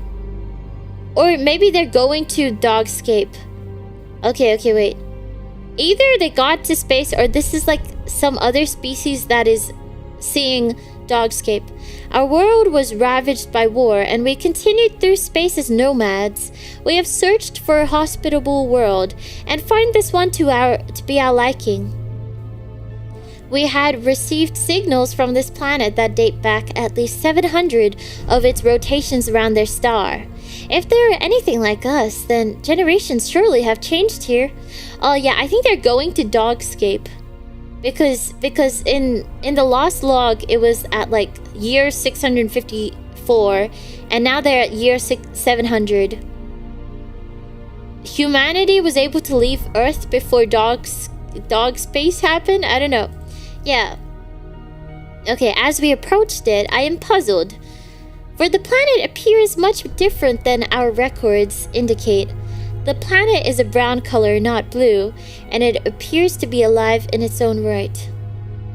Oh, we will send a team down to investigate. Our ship reached orbit around the planet's singular moon. There we gave the crew a final review of the information we knew about the people of this world. Our main source of communication we have received was in the form of signals called television. Our understanding of the language will no doubt appear primitive to the dwellers below. Though personally, I feel that something is odd. We had lost all communications from this world recently. The captain assumes it was because of their switching to a higher technology. They always talked about their newest technology, which looked more and more like a race that could enter that of other spacefaring peoples. I am to go down with the rest of the team by the next day on the planet. Though I watch the now brown world and feel that something is wrong, terribly wrong. Log 12! I don't know how many days it's been since I saw the lost human. It's hard for the remaining survivors of the Dogscape. Women have all gone and only a handful of men remain. But as I said, it's been days since I saw the lost one. I wandered the furry fields looking for a teat patch when I stumbled across something both very horrifying yet wonderful at the same time. Oh. Okay, okay, log 13! While archaic, tribal worship of the dog mother in all its visible and fleshy glory is the most common form of religion in the barbaric Dogscape. There does exist another mythology, one practiced only in distant, isolated pockets and by a few of the other older survivors. The exact details change from tribe to tribe, year to year, but the basics never change. It is the legend of the beginning of the Dogscape, the genesis of the world we know. It tells of a time when humans were plentiful and walked upon ground that wasn't alive. There is a god, or a demon perhaps, a dog that lived amongst the humans, was even accepted and provided for by a human family. But it was no ordinary dog. This beast lived for over 50 years, while canines of the time rarely lasted more than a decade. It was greatly powerful, more in control of its owner family than they were of it. They say it went out at night and hunted human prey, bringing back large collections of bones as trophies to its home. But the humans tried to ignore it, convinced themselves that it wasn't a problem. Huh. Interesting. I didn't read the advice story. I didn't read. No, I didn't. I went to the next log because I thought it'd be too scary for you guys. Because I know the scary music is is scary enough, so we can't have it too scary. Okay, anyway. Soon though, as the origin dog reached a century of age, it became increasingly powerful, and unlike others, there were more strange disappearances and even attacks during the day. Vehicles were found with deep bite marks through metal, and homes were burrowed into from below. The government of the time, many times more powerful than any chieftain, what's that, captured the hellhound. They performed experiments, tried to understand where it channeled its energy from. Progress was good. It looked as though even the secret to immortality could be gained from this dog. But accidents occur. The betrayer, as they call her, who worked at the government facility, felt sympathy for the god dog. She released him, and concurrently the all-consuming hell that is the dogscape. Wait a second. This is the dog mother. Wait, what? The dog mother? So this is what they were worshipping in the other log entries. They were like, we are loyal to our dog mother, whatever that is. So this is the beginning of the dogscape. Okay, I need to go back and read this because I was not processing it and I was reading it. A dogscape, the genesis of the world. Okay. There is a god, a dog that lived amongst humans. It was not an ordinary dog. It was a dog that lived for over 50 years. Wow, it was a super powerful dog. So incredibly powerful. And then it was like 100 years old. Oh my gosh. And then it was thought to be the cause of a lot of like disappearances and attacks. Okay, and then the government was like, okay, we can't have this family having this dog, 100-year-old dog. There's something up with it. So then they performed experiments, and it seems like they could figure out the secret to immortality from the dog.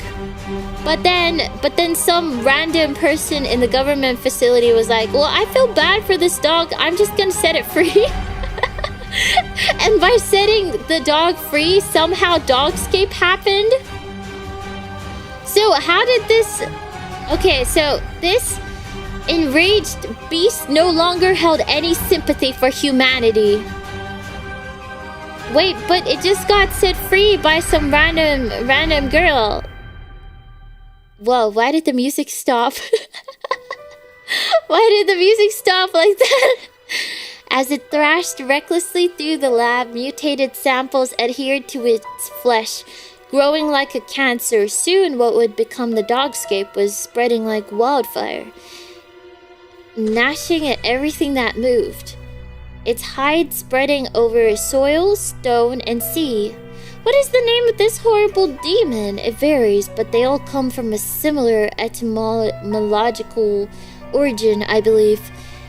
I've taken down names from all over the world. Armad, Arm, I don't know. What are these? Okay, words. And yet the dog mother is most certainly feminine. Well, it is said that the betrayer was in fact the first human assimilated into the dogscape. So it was the first human to become part of the dogscape. Interesting. So after that beast was unleashed, it just turned the whole world into the dogscape. What I don't understand is like, okay, so if this dog was so powerful, how was it able to just like, you know, just be in captivity without doing anything until it's just set free? And then as soon as it's set free, it turns an entire planet into a whole other ecosystem of just like dead dog flesh. Like, how did, what? Wait, so if it was that powerful, how can just like the government just, you know, tie it up and then stop it from unleashing its powers? Like, what? How did it? Oh my god, they had a dog leash on. All you do, take off the dog leash, and then the dog mother becomes super powerful. That would be crazy. Okay, log 14. Log 14. It's called here, jets of moist breath dot the landscape amid undulating hills. There are no proper dog trees, only short piles of huddling dog limbs. Teats are few and far between. I don't even know what that is, but they keep mentioning it. It must be some like dog thingo. And when I find one, I must work to coax the milk into a skin bladder. I move across the hills, my feet numb through the shoes I have fashioned. I move in the direction that seems easiest, a subtle and mangy slope that I only just noticed was guiding my path in a general downhill fashion. Where there is fur, it is thick and rancid with matted oil. I don't know why the mother does what it does, but all of her fruits have their uses. I hack at a fur clump, separating it from the flesh below. There is only a little blood from a grazed skin tag. I fold and shape the waxy fur onto the insulating hairy coverings on my body. The dog flesh rumbles beneath me in a more than disconcerting way. It has been doing that for the past several weeks.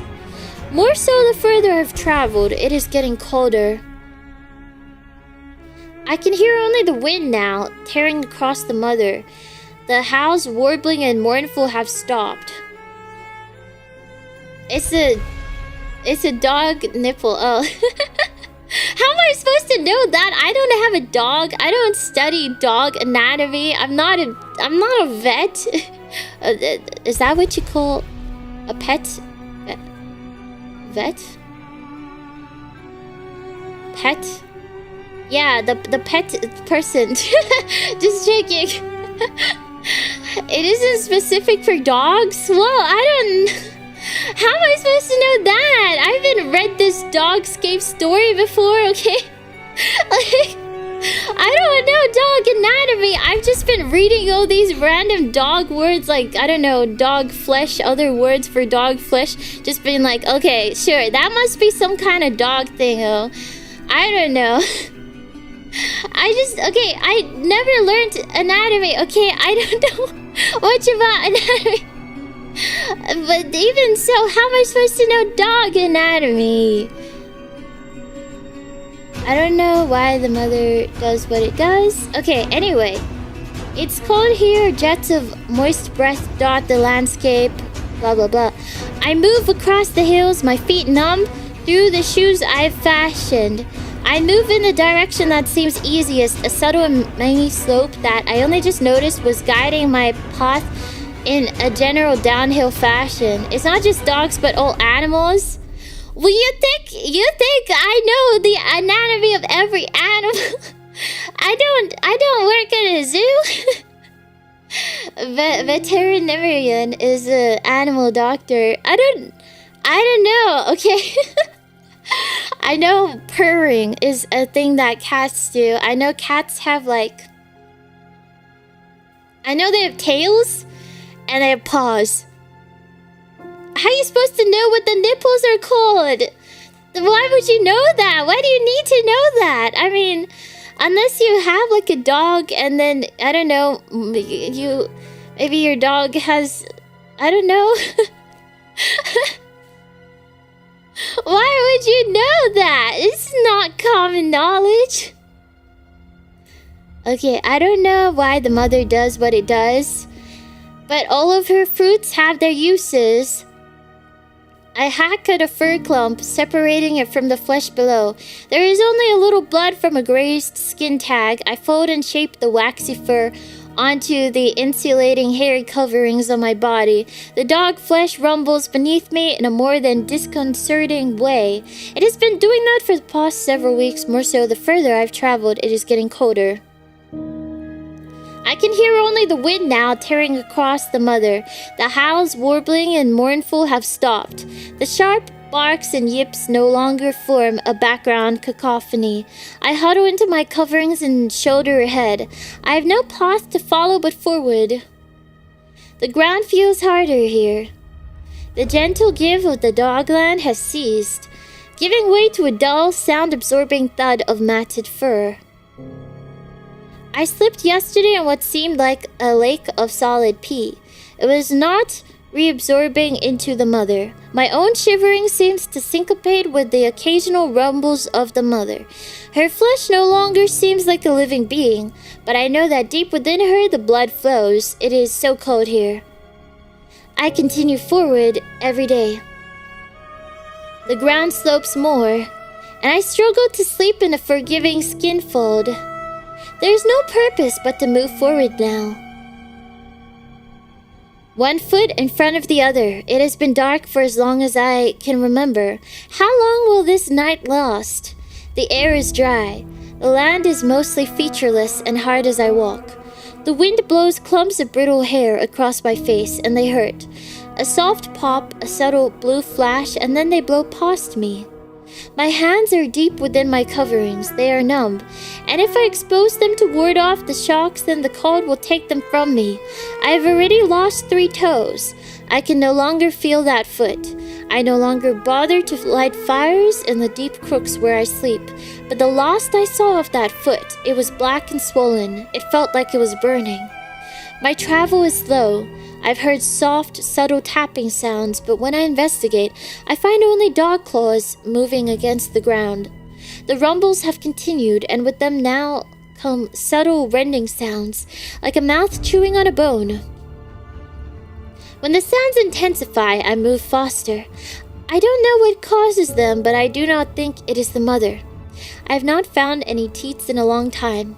I am thirsty, and my skin bladder is almost empty. I would kill my own parents for a fresh puppy fetus. I passed a small pile of humans, almost buried in billowing dried fur. They were dead and desiccated. They looked like they were strong when they lived. I keep moving. There is only the road ahead of me. I do not know what it leads to. Oh no, they can no longer pursue a career as a foot model. No, but they have another foot, right? So they lost 3 toes, and then they lost the other foot. But they still have the other foot, you know. Oh no, what a shame though. They can never have both feet. Oh no. Well, that job opportunity is gone. No, you can't be a feet model, but you can be a foot model. The ground shifted beneath my feet. I peed in fear. Not a mouth, but a great hard chasm of flesh and bone had torn open beneath me. A stinking, humid burst of air bellowed out, then hung in a cold cloud around me. On my bum, I peered into the gloomy hole that had nearly swallowed me, but it was now still. I sat and contemplated it, breathing heavily, and thought of my empty skin bladders. What the heck's a skin bladder? What's a skin bladder? Skin, oh my god. I thought you just had bladders, not skin bladders. How do you have a skin bladder? Wait, is a bladder... I don't get it. It's a water bottle made of animal skin. Is it the skin of the bladder or is it a water bottle?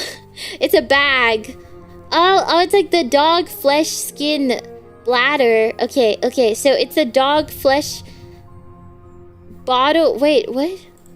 Wait, is this... I'm confused. Wait, is a skin bladder an actual water bottle now? Now you're saying it's biology. What do you mean? Is it a bladder or is it water bottle? Oh, bladder can be a general term for a bag that holds liquid. It's like water skin. It's to hold liquid.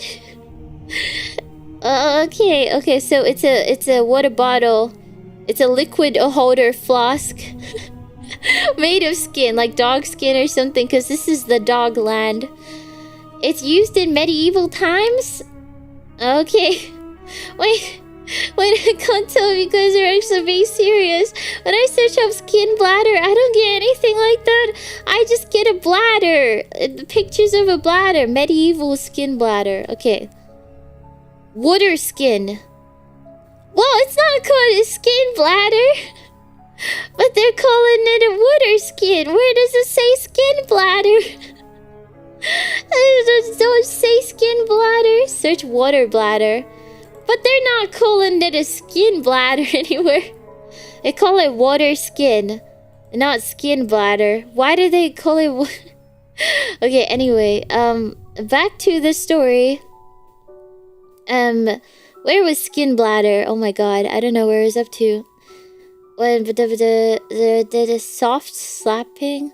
Oh yeah, thought of my empty skin bladders.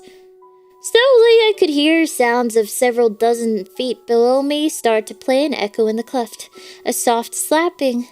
Then a gurgle. I don't know how, but I knew that this was my chance for sustenance. I slid into the meaty maw. I climbed down a shorn slab of giant ribs, still red and moist. I don't know what a maw is, by the way. I don't know. I'm just assuming it's like some part of it, the dog. And finally landed on the steaming dark floor of the hall. It writhed beneath my feet. I felt around, not knowing what I was looking for. When my hands fell upon a thumping tube set into the meat wall, an artery, I grabbed it, pulling out connective flesh and then bit at it. It's a mouth? Oh. The blood shot out in spurts and I drank my fill. I was covered in viscera, and I struggled to fill my skin bladders. The clefts shuddered around me, and I knew I must leave it immediately. The walls were starting to hang tendrils of meat, feelers to heal this damaged canyon. I exhausted myself, climbing out, and nearly fell back in as I crested the edge of the crack, out into the cold night.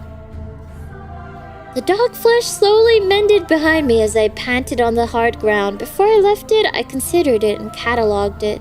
A stretch mark. The mother was still growing. I'm so weak, but it is so cold. My filled bladders of blood are gone, and the gray dogscape stretches before me. I must make it to my goal, but I do not know what my goal is. I've walked for what seems like months in the darkness. I climbed down a huge mass of frigid dog flesh. It's like a great heap of small dogs, a pile of dog heads and legs, a mound of tails and torsos. It is cold and lifeless. A slow, low creaking can be heard deep within it. I grip an ear and lower myself to the bottom of the wool of the dog. And my foot lands on something else. I gasp. Then I get caught in a fit of coughing. I don't know what I'm standing on, but it is not the mother. I feel queasy, nauseous. What could possibly be not the mother? It's frigid and hard, but I scrape at it and bits of dandery coldness come up off of it. I hold them close to my face. My breath turns the stuff to water. I try to eat a handful of it, but it is so cold that it robs me of almost all of my remaining energy. The moisture trickles down my throat. It is good. I look behind me at the dog wall with its exposed frozen bones and happy-looking faces. Then ahead of me at the featureless dark. I am too far gone to turn back now. I continue walking for hours, then sleep, then walk more. My footsteps are leaden. Finally, ahead of me, I see light. I make my way towards it slowly over the course of several hours. It is a beacon to me now, a bright, glowing, steady fire. As I approach, I see that the guiding light stands on a pole before a series of low, dark structures. They are like solid walls of bone, but not. They are not of dog flesh. The billowing hair and cold dandery water pile against the sides. I know that this is what I was destined for. At one end, near the light, is a dark panel set into the wall. On it are markings placed there by some person's hand, but I do not know what they say. AIS 1. An entrance. I shoulder against the panel, but it barely shudders. I try again and again. I am renewed with purpose by the discovery of this place, but I am weak from my travel. I lean my back to the panel and slide down it, exhausted. My back catches against a low bar set into the panel, pushes it down and then clicks. The panel gives way, and I fall into the darkness within. I am in a small, dark, dry cave. It is alien to me. The wind blows debris and fur into the room with me. I look around. Strange dark masses seem to leer at me. There are soft white skins hanging on the wall, and more of the unusual markings everywhere. Procedure list, and keep closed, and warning, and wear radio at all times. A bright red cylinder with yellow stripes is inside a small box. I reach for it, but my hands scramble against a clear covering across the entrance to the box. I look at my hands now. They're purple, and I cannot feel them anymore. Another panel is on the opposite wall, like the one I had opened. I move towards it feebly. I am so cold. I pull on the handle set into the panel, but it does not move. A small red light flashes above it. I pull harder, but it does not move. I pull again, jumping, but lose my balance and lurch to the ground. I smack my head with a dull thud. The cold is blowing in fiercely from the opening behind me. I scrape against the hard panel, but it will not move. More markings adorn it. Close outer door first. I do not understand them. I sit against the panel. My vision is blurry, and a trickle of my own blood seeps across my eye. I go to sleep there, leaning against the dark doorway. I sleep and do not wake up. Epilogue. My name is Charles Mountel of Arctic Ice Station 1. The abomination is not here. It is too cold. Tigger and I are the lost survivors. We are 14 nautical miles south of the North Pole, directly north of Vancouver. Triangulate our position based on this radio signal. This message will repeat in 5 minutes. The radio broadcast the message again, as it had thousands, if not hundreds of thousands of times. A cold, dead, desiccated body sat huddled before the radio systems in a chair. At its feet lay the curled, dead body of a mutt. Ah, that was a good ending. that was such a that was a good ending. Very interesting. Very interesting. That was very interesting. Yeah. Okay, we have read Dogscape. I'm alone at home, too scared to go to the toilet. I believe in you. I believe in you. You can think of all of us. We are protecting you from the dogscape. You can go to the toilet. You can go. I believe in you. It's gonna be okay. It's gonna be okay. Turn off the scary music. It's just scary music. Cute music time. It's gonna be okay. Think of happy thoughts like puppies. Don't say that. Don't say that. Yeah, we're all with you in the toilet, okay? You got this. You got this. We're all here. We're all here. Yeah, sometimes I'm kind of scared of the dark. I used to be a lot more scared of the dark when I was younger. And I would not be able to, like... I would not be able to go to sleep. Like, I couldn't go to sleep when I was super young because I was so scared of the dark. Just, you know, when you think of monsters, it's more like being scared of the unknown. Like, sometimes I'm just like, well, you know, if I was scared of, I don't know, if I was scared of, like, something real, like, I don't know, like a criminal breaking into the house or something, I don't know, it's not as scary as what I'm imagining, which is like the scariest like monster ever, which isn't even real and wouldn't ever like exist, you know? Like I find the scary, bedtime monsters so much scarier. Yeah, and I would just like, I just hide in under my covers. Like, it's so nonsensical being scared of like the dark and walking around the house alone, but it's like you can't help it. You can't help it. You're like, oh no, there's gonna be the monsters. And also like it just just this like scared of the dark logic, it doesn't even make sense, because I'm like, okay, it's not safe. There is a monster. Okay, the monster will get me if I leave my bed. I mean, it was also to the point where it's like I have to put the blankets over my head. It has to cover my entire body to the point where I can't breathe. Okay, it takes so much courage to like slightly move the blanket a little bit so I can actually breathe and have some oxygen, because for some reason the weird rule in my head that is like, you were scared of the dark. The weird rule is that, oh yeah, the monster will get you only if you show yourself from the blanket. It doesn't make sense. Doesn't make sense. You know, if there really was a big scary monster, the blanket would not protect me. but for some reason, it's like, oh, I'm under the blanket. Okay, I'm much safer than if I'm outside of the blanket. Somehow we thought that a blanket would be bulletproof.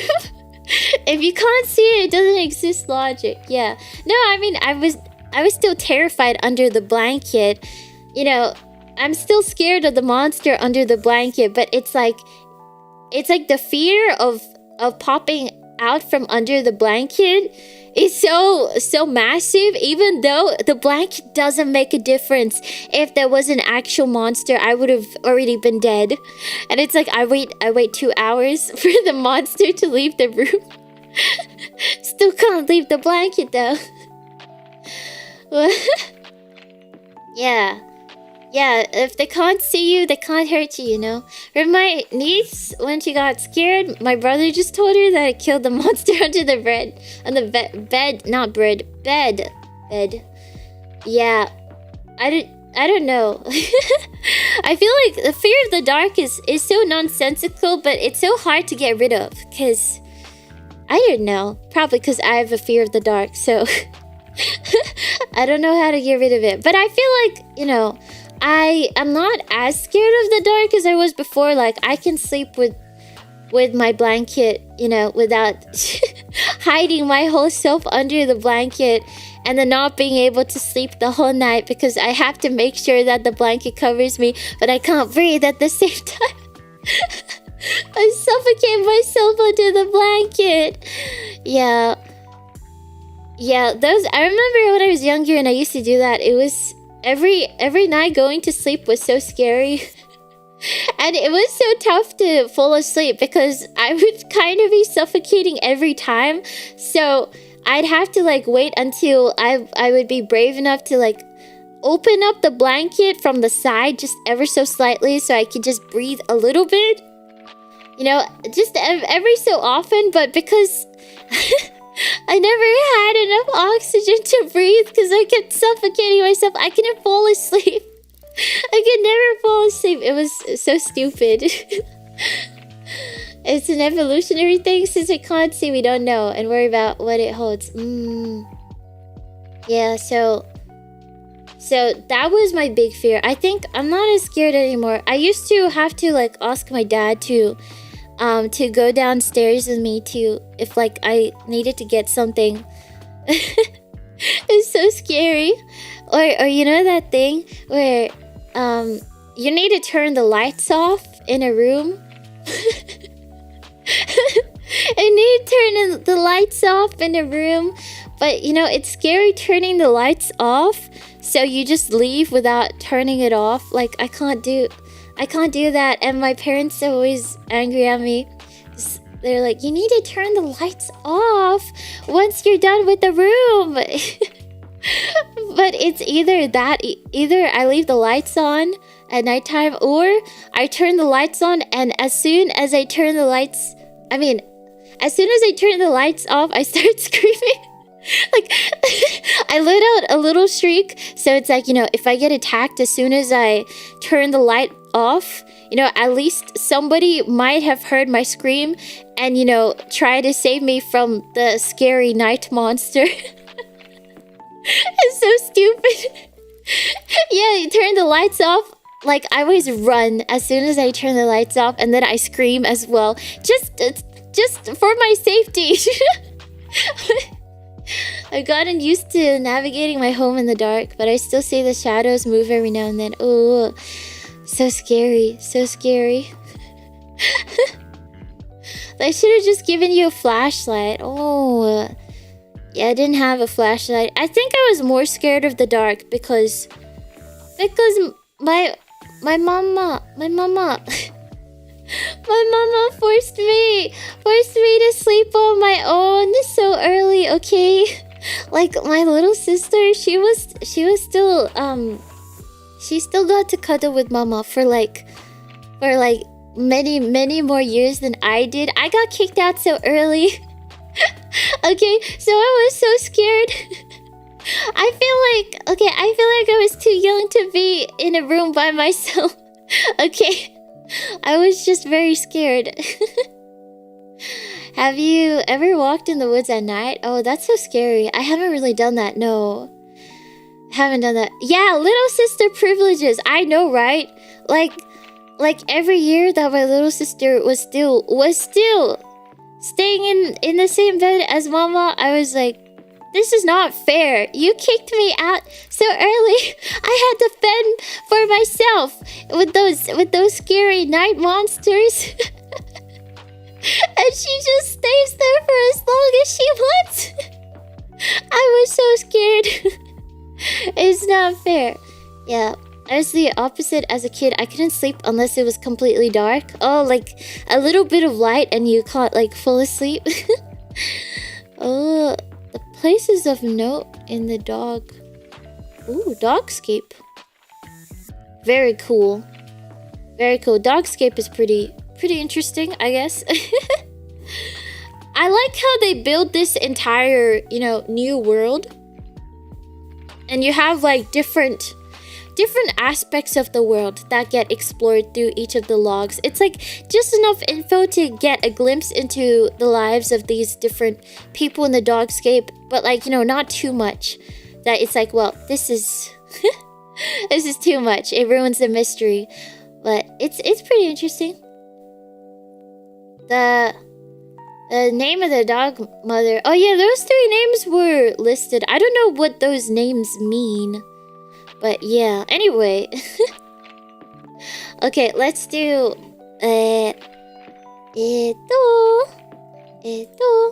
Okay, let me try a song on ukulele. So I can get my ukulele practice, okay? Okay, I never remember to practice ukulele. So let's get my practice in. We can do a non-creepy song. What's a non-creepy song? I feel like, oh, sing a scary song? Okay, what's a scary song? Creep? Kidding, that's not a scary song. It's just titled Creep. I don't think I can do that anyway, because it's not in the...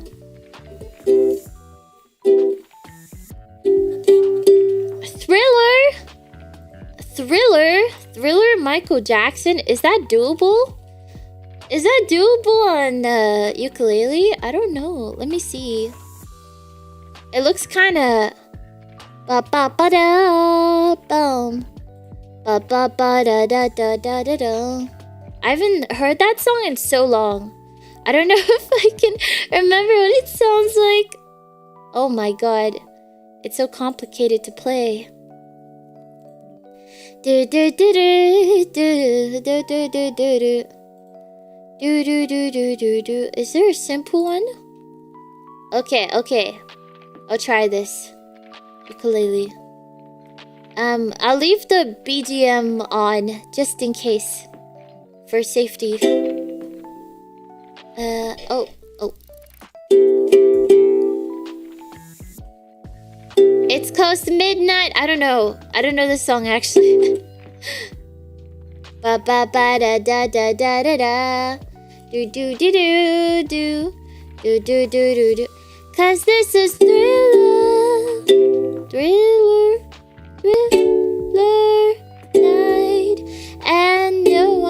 to save you from the beast about to strike. You know it's thriller night. Okay, let's do a different song. Let me do a different one. Wakanai. Yeah, I want to actually learn how to play ukulele. So, a little bit of practice every so often. Ba-ba-da-da-da. Bring me to life? Oh, okay. Wake me up inside. Can't wake up. Wake me up inside. Save me. Do-do-do-do-do-do. Okay. E minor? E minor.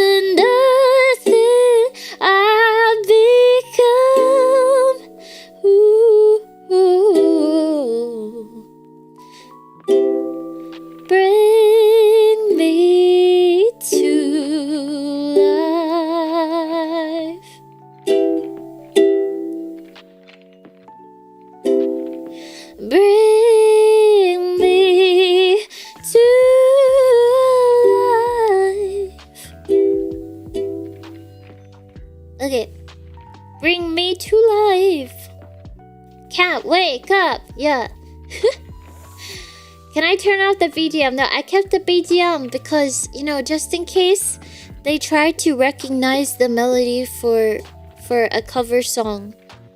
Yeah, that's why. Because this isn't meant to be a music stream, so yeah, that's why I kept the BGM on. I mean, you can still hear it, so I want to see if they can still recognize the melody if I have a BGM playing. I'll see. I'll update you guys. I don't know. We'll see. Okay. Yeah, I figured when you left it on. I don't know for sure though, Because I know that YouTube can still recognize stuff if it's like super quiet. I don't know. They have a lot of detection methods, so yeah, let's see. Okay. Yeah, thank you all for watching my creepy story time. I hope we do more story times actually. This was fun. Okay, who do you want to raid? Who do you want to redirect to? Yeah. Redirect to Dare. Do do do do do do do do. Ba da da da da da da da da da da da. Do do do do do do. Do do do do do do. Redirect. Dare. Dare. Arigato. I heard the notif. Raid Shadow Legends. Thank you, Genicity. More support for my Oshi. Much love. Thank you. Thank you so much for the ko-fi. Arigato. Thank you. Well, if you want to make the puzzle harder next time, you can enable piece rotation. Last time there was piece rotation. It was quite painful for you guys though, wasn't it? Wasn't it super painful? Hey, joined in late, but I really enjoyed story time. I'm happy you enjoyed it. Yeah, we can do another one sometime. Read more scary stories, or we don't even have to read scary stories. We could even just watch. Read. We could read non-scary stories. Like, what other stories? We can read romance. Is there such a thing as romance pasta? Like, there's creepy pasta. Is there like uwu pasta or something? Are there other genres of pasta?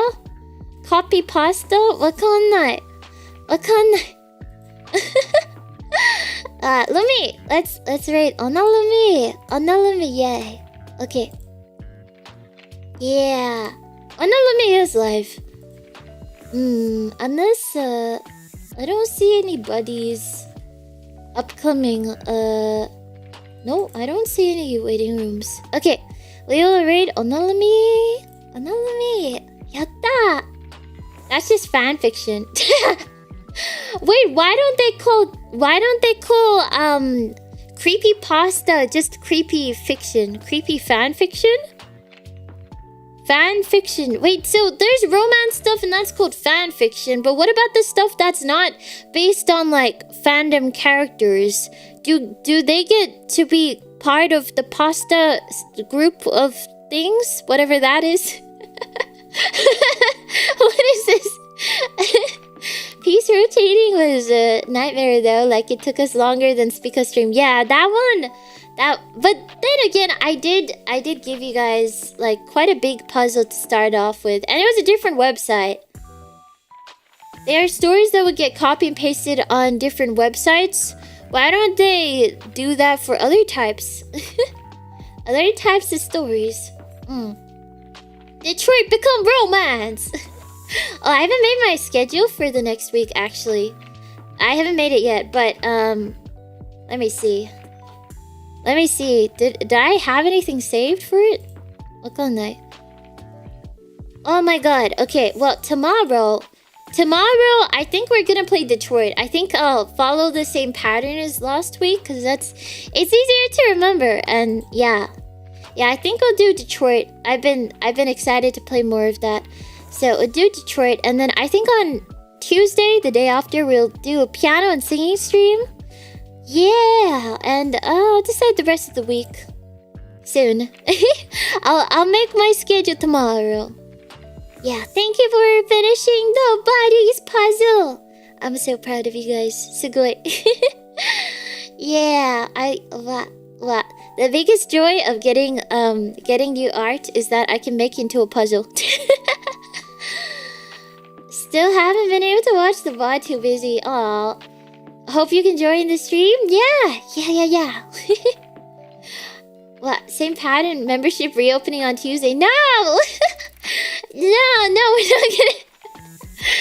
Oh, that's too funny. No, I'm not gonna reopen the membership, guys. Okay, I'm gonna close the membership today. We're gonna do another membership opening stream. No. No, singing and piano on Tuesday, I think. I'm pretty sure. And yeah, other stuff will be the same format. Yeah. Yeah, Tuesday can be a mystery. No, I said it's singing and piano. No, it's not. Yeah. Are we getting a members only stream? Yeah, I want to do a members only stream. I haven't decided when though, but it will be next week, I think. Actually, maybe it might be same day as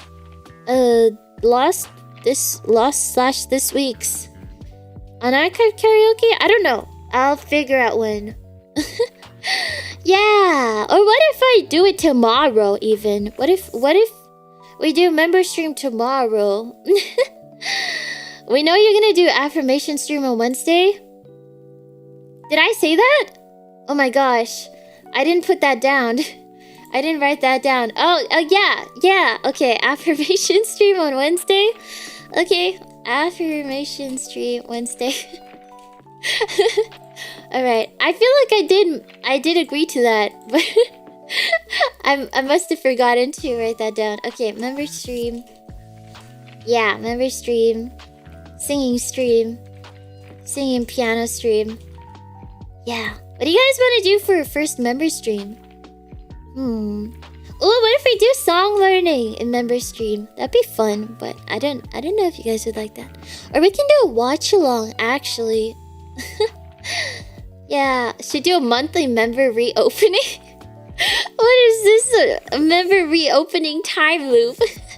What is an affirmation stream? It is a stream where you need to repeat along with me so you believe in yourself, because we all need to have positive mindsets. It's a stream where you affirm yourself that you are the greatest ever. I demand watch along. It's time for you to know more about Tom Cruise. What? Tom Cruise? Watch along would be cool. I wonder what we could watch along. What would you guys want to watch along? Watch along. Watch along. Movie. Watch along. Shrek 2? We're not starting from Shrek 1. We're just going straight into Shrek 2. Okay, I'll think about it. If I can think of something to watch along. The Bee movie? Oh, I haven't watched that in a while. What if I force you guys to watch Barbie movies? I'm kidding! I'm kidding. Watch along. Action movie watch alongs? What? Well, action movies? Oh, you know an action movie that I really liked? That I watched, okay, somewhat recently. Not too recently, but it's like, you know, maybe several months ago recently. I watched Bullet Train with, I don't know his name, but he's like Tom Cruise. Like, he's probably somewhat related to Tom Cruise. Bullet Train main guy. He's like sort of Tom Cruise. Okay, main actor. He's Brad Pitt. Like they're basically the same person, right? Brad Pitt, Tom Cruise, same person. Like they look exactly the same. Yeah, anyway, I thought that movie was so entertaining. It was so goofy. Like so much happened. It was it was so goofy. Brad Pitt is a dollar store, Tom Cruise? How are they the same? Brad Pitt is blonde? Well, like they're both, you know, Hollywood actors that are in a lot of action movies. Like, how am I supposed to tell the difference? And they all have their like famous name. Like their name just sounds famous. Brad Pitt, Tom Cruise. Like they just sound famous. They have the same kind of name. Like they they do the same kind of movies. I don't know what they do. They're just always like the generic main character in the action movies. I'm not face blind. I just don't care enough about them to know their names, okay? I don't know their names. It's like, you know, the two Ryans, the Ryan actors. Okay, those two genuinely look the same though. Okay, these guys, I know they look different. Okay, but you know, I can never remember what movie which one is in because I don't really know who they are. I just like hear, oh, Brad Pitt, oh, Tom Cruise is super cool. Whatever. Brad Pitt, Tom Cruise. I don't have prosopagnosia, okay? I just don't care about these male Hollywood celebrities. They just look the same, okay? I don't care. Ryan, what's his name? Ryan, okay, one of them is in like the new Barbie movie. Ryan Reynolds and Ryan Gosling, they look the same. They have the same massive forehead. Okay, you can't say that they they have the same first name. They look the same. What's his, okay, Ryan Reynolds, Ryan Gosling. They look so similar. Okay, and they both have the same first name. Ryan Reynolds is the funny one. How do you even know which one is the funny one? They're actors. I don't know if they're actually being funny. They're saying their script, right? And also, I don't know the movies that they're in. Oh, Ryan Reynolds is the one in Deadpool. Well, he wears a mask all the time. How am I supposed to know? They actually look the same, okay? They're both Canadians too. And they both have like, I don't know, similar wives or something like that. Ryan Reynolds is actually a funny dude, IRL. Okay. Okay, so everybody is now Ryan Reynolds' best friend. Yeah, like, you know, with Tom Cruise and Brad Pitt, they're just like, I just hear their names. Oh, Brad Pitt, famous guy.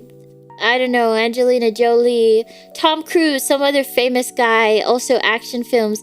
Like, I don't watch any of the films they're in, so I don't really know what they are. I just know they do action movies, which, you know, I don't watch.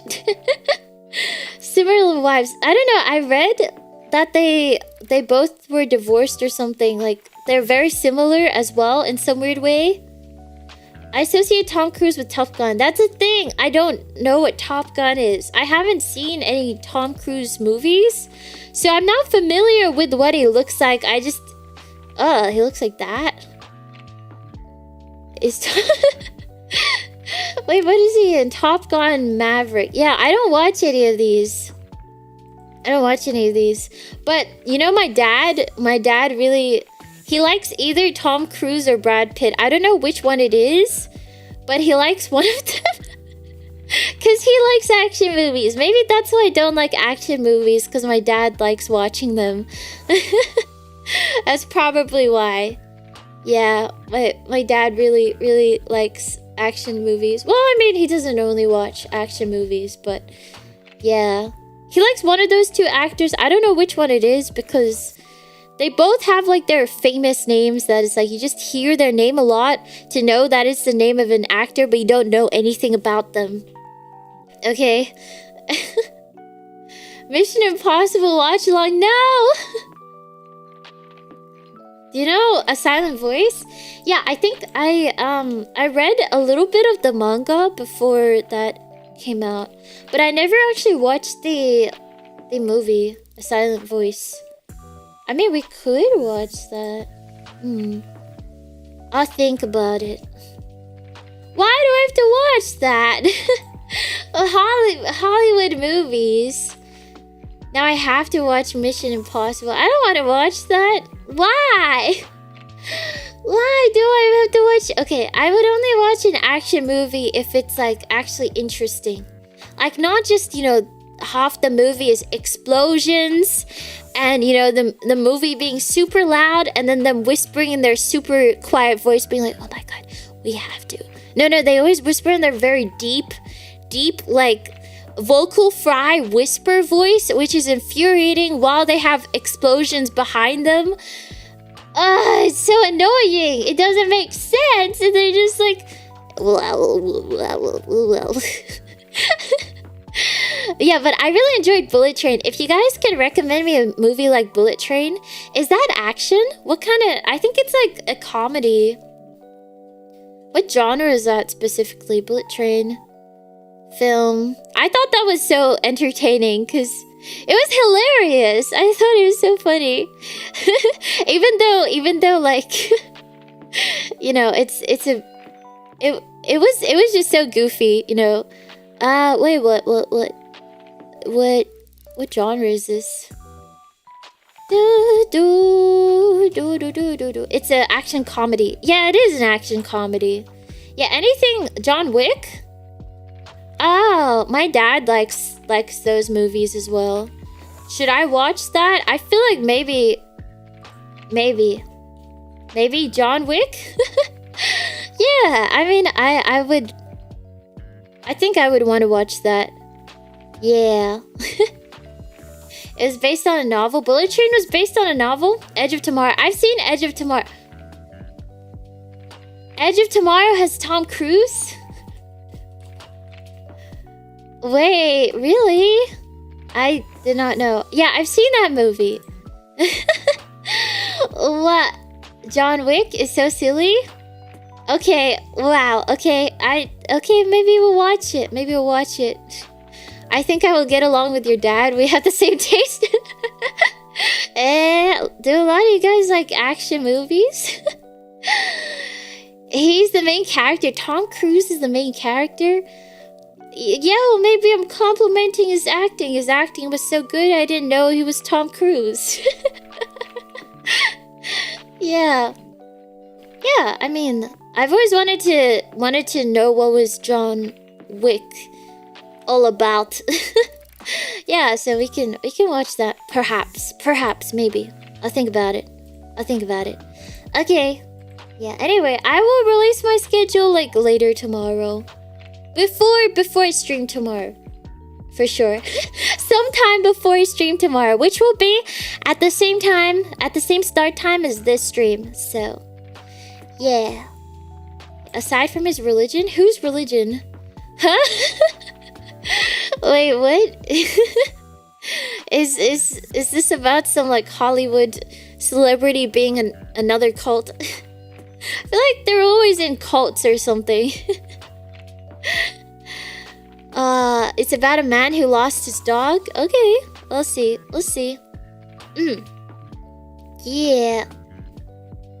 Yeah, okay. Thank you for watching. I'll see you guys tomorrow for probably Detroit, or maybe we might members. I don't know. I'll see. I wanna go to sleep and then see what I feel like.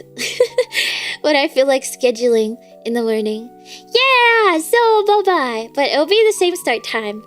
Yeah, just haven't made the waiting room yet, but I will make it later. Bye-bye. Arigato. Wait a second. We need to do the spooky transition. Let me show you. Okay, are you ready? I'm fading away. I am fading away.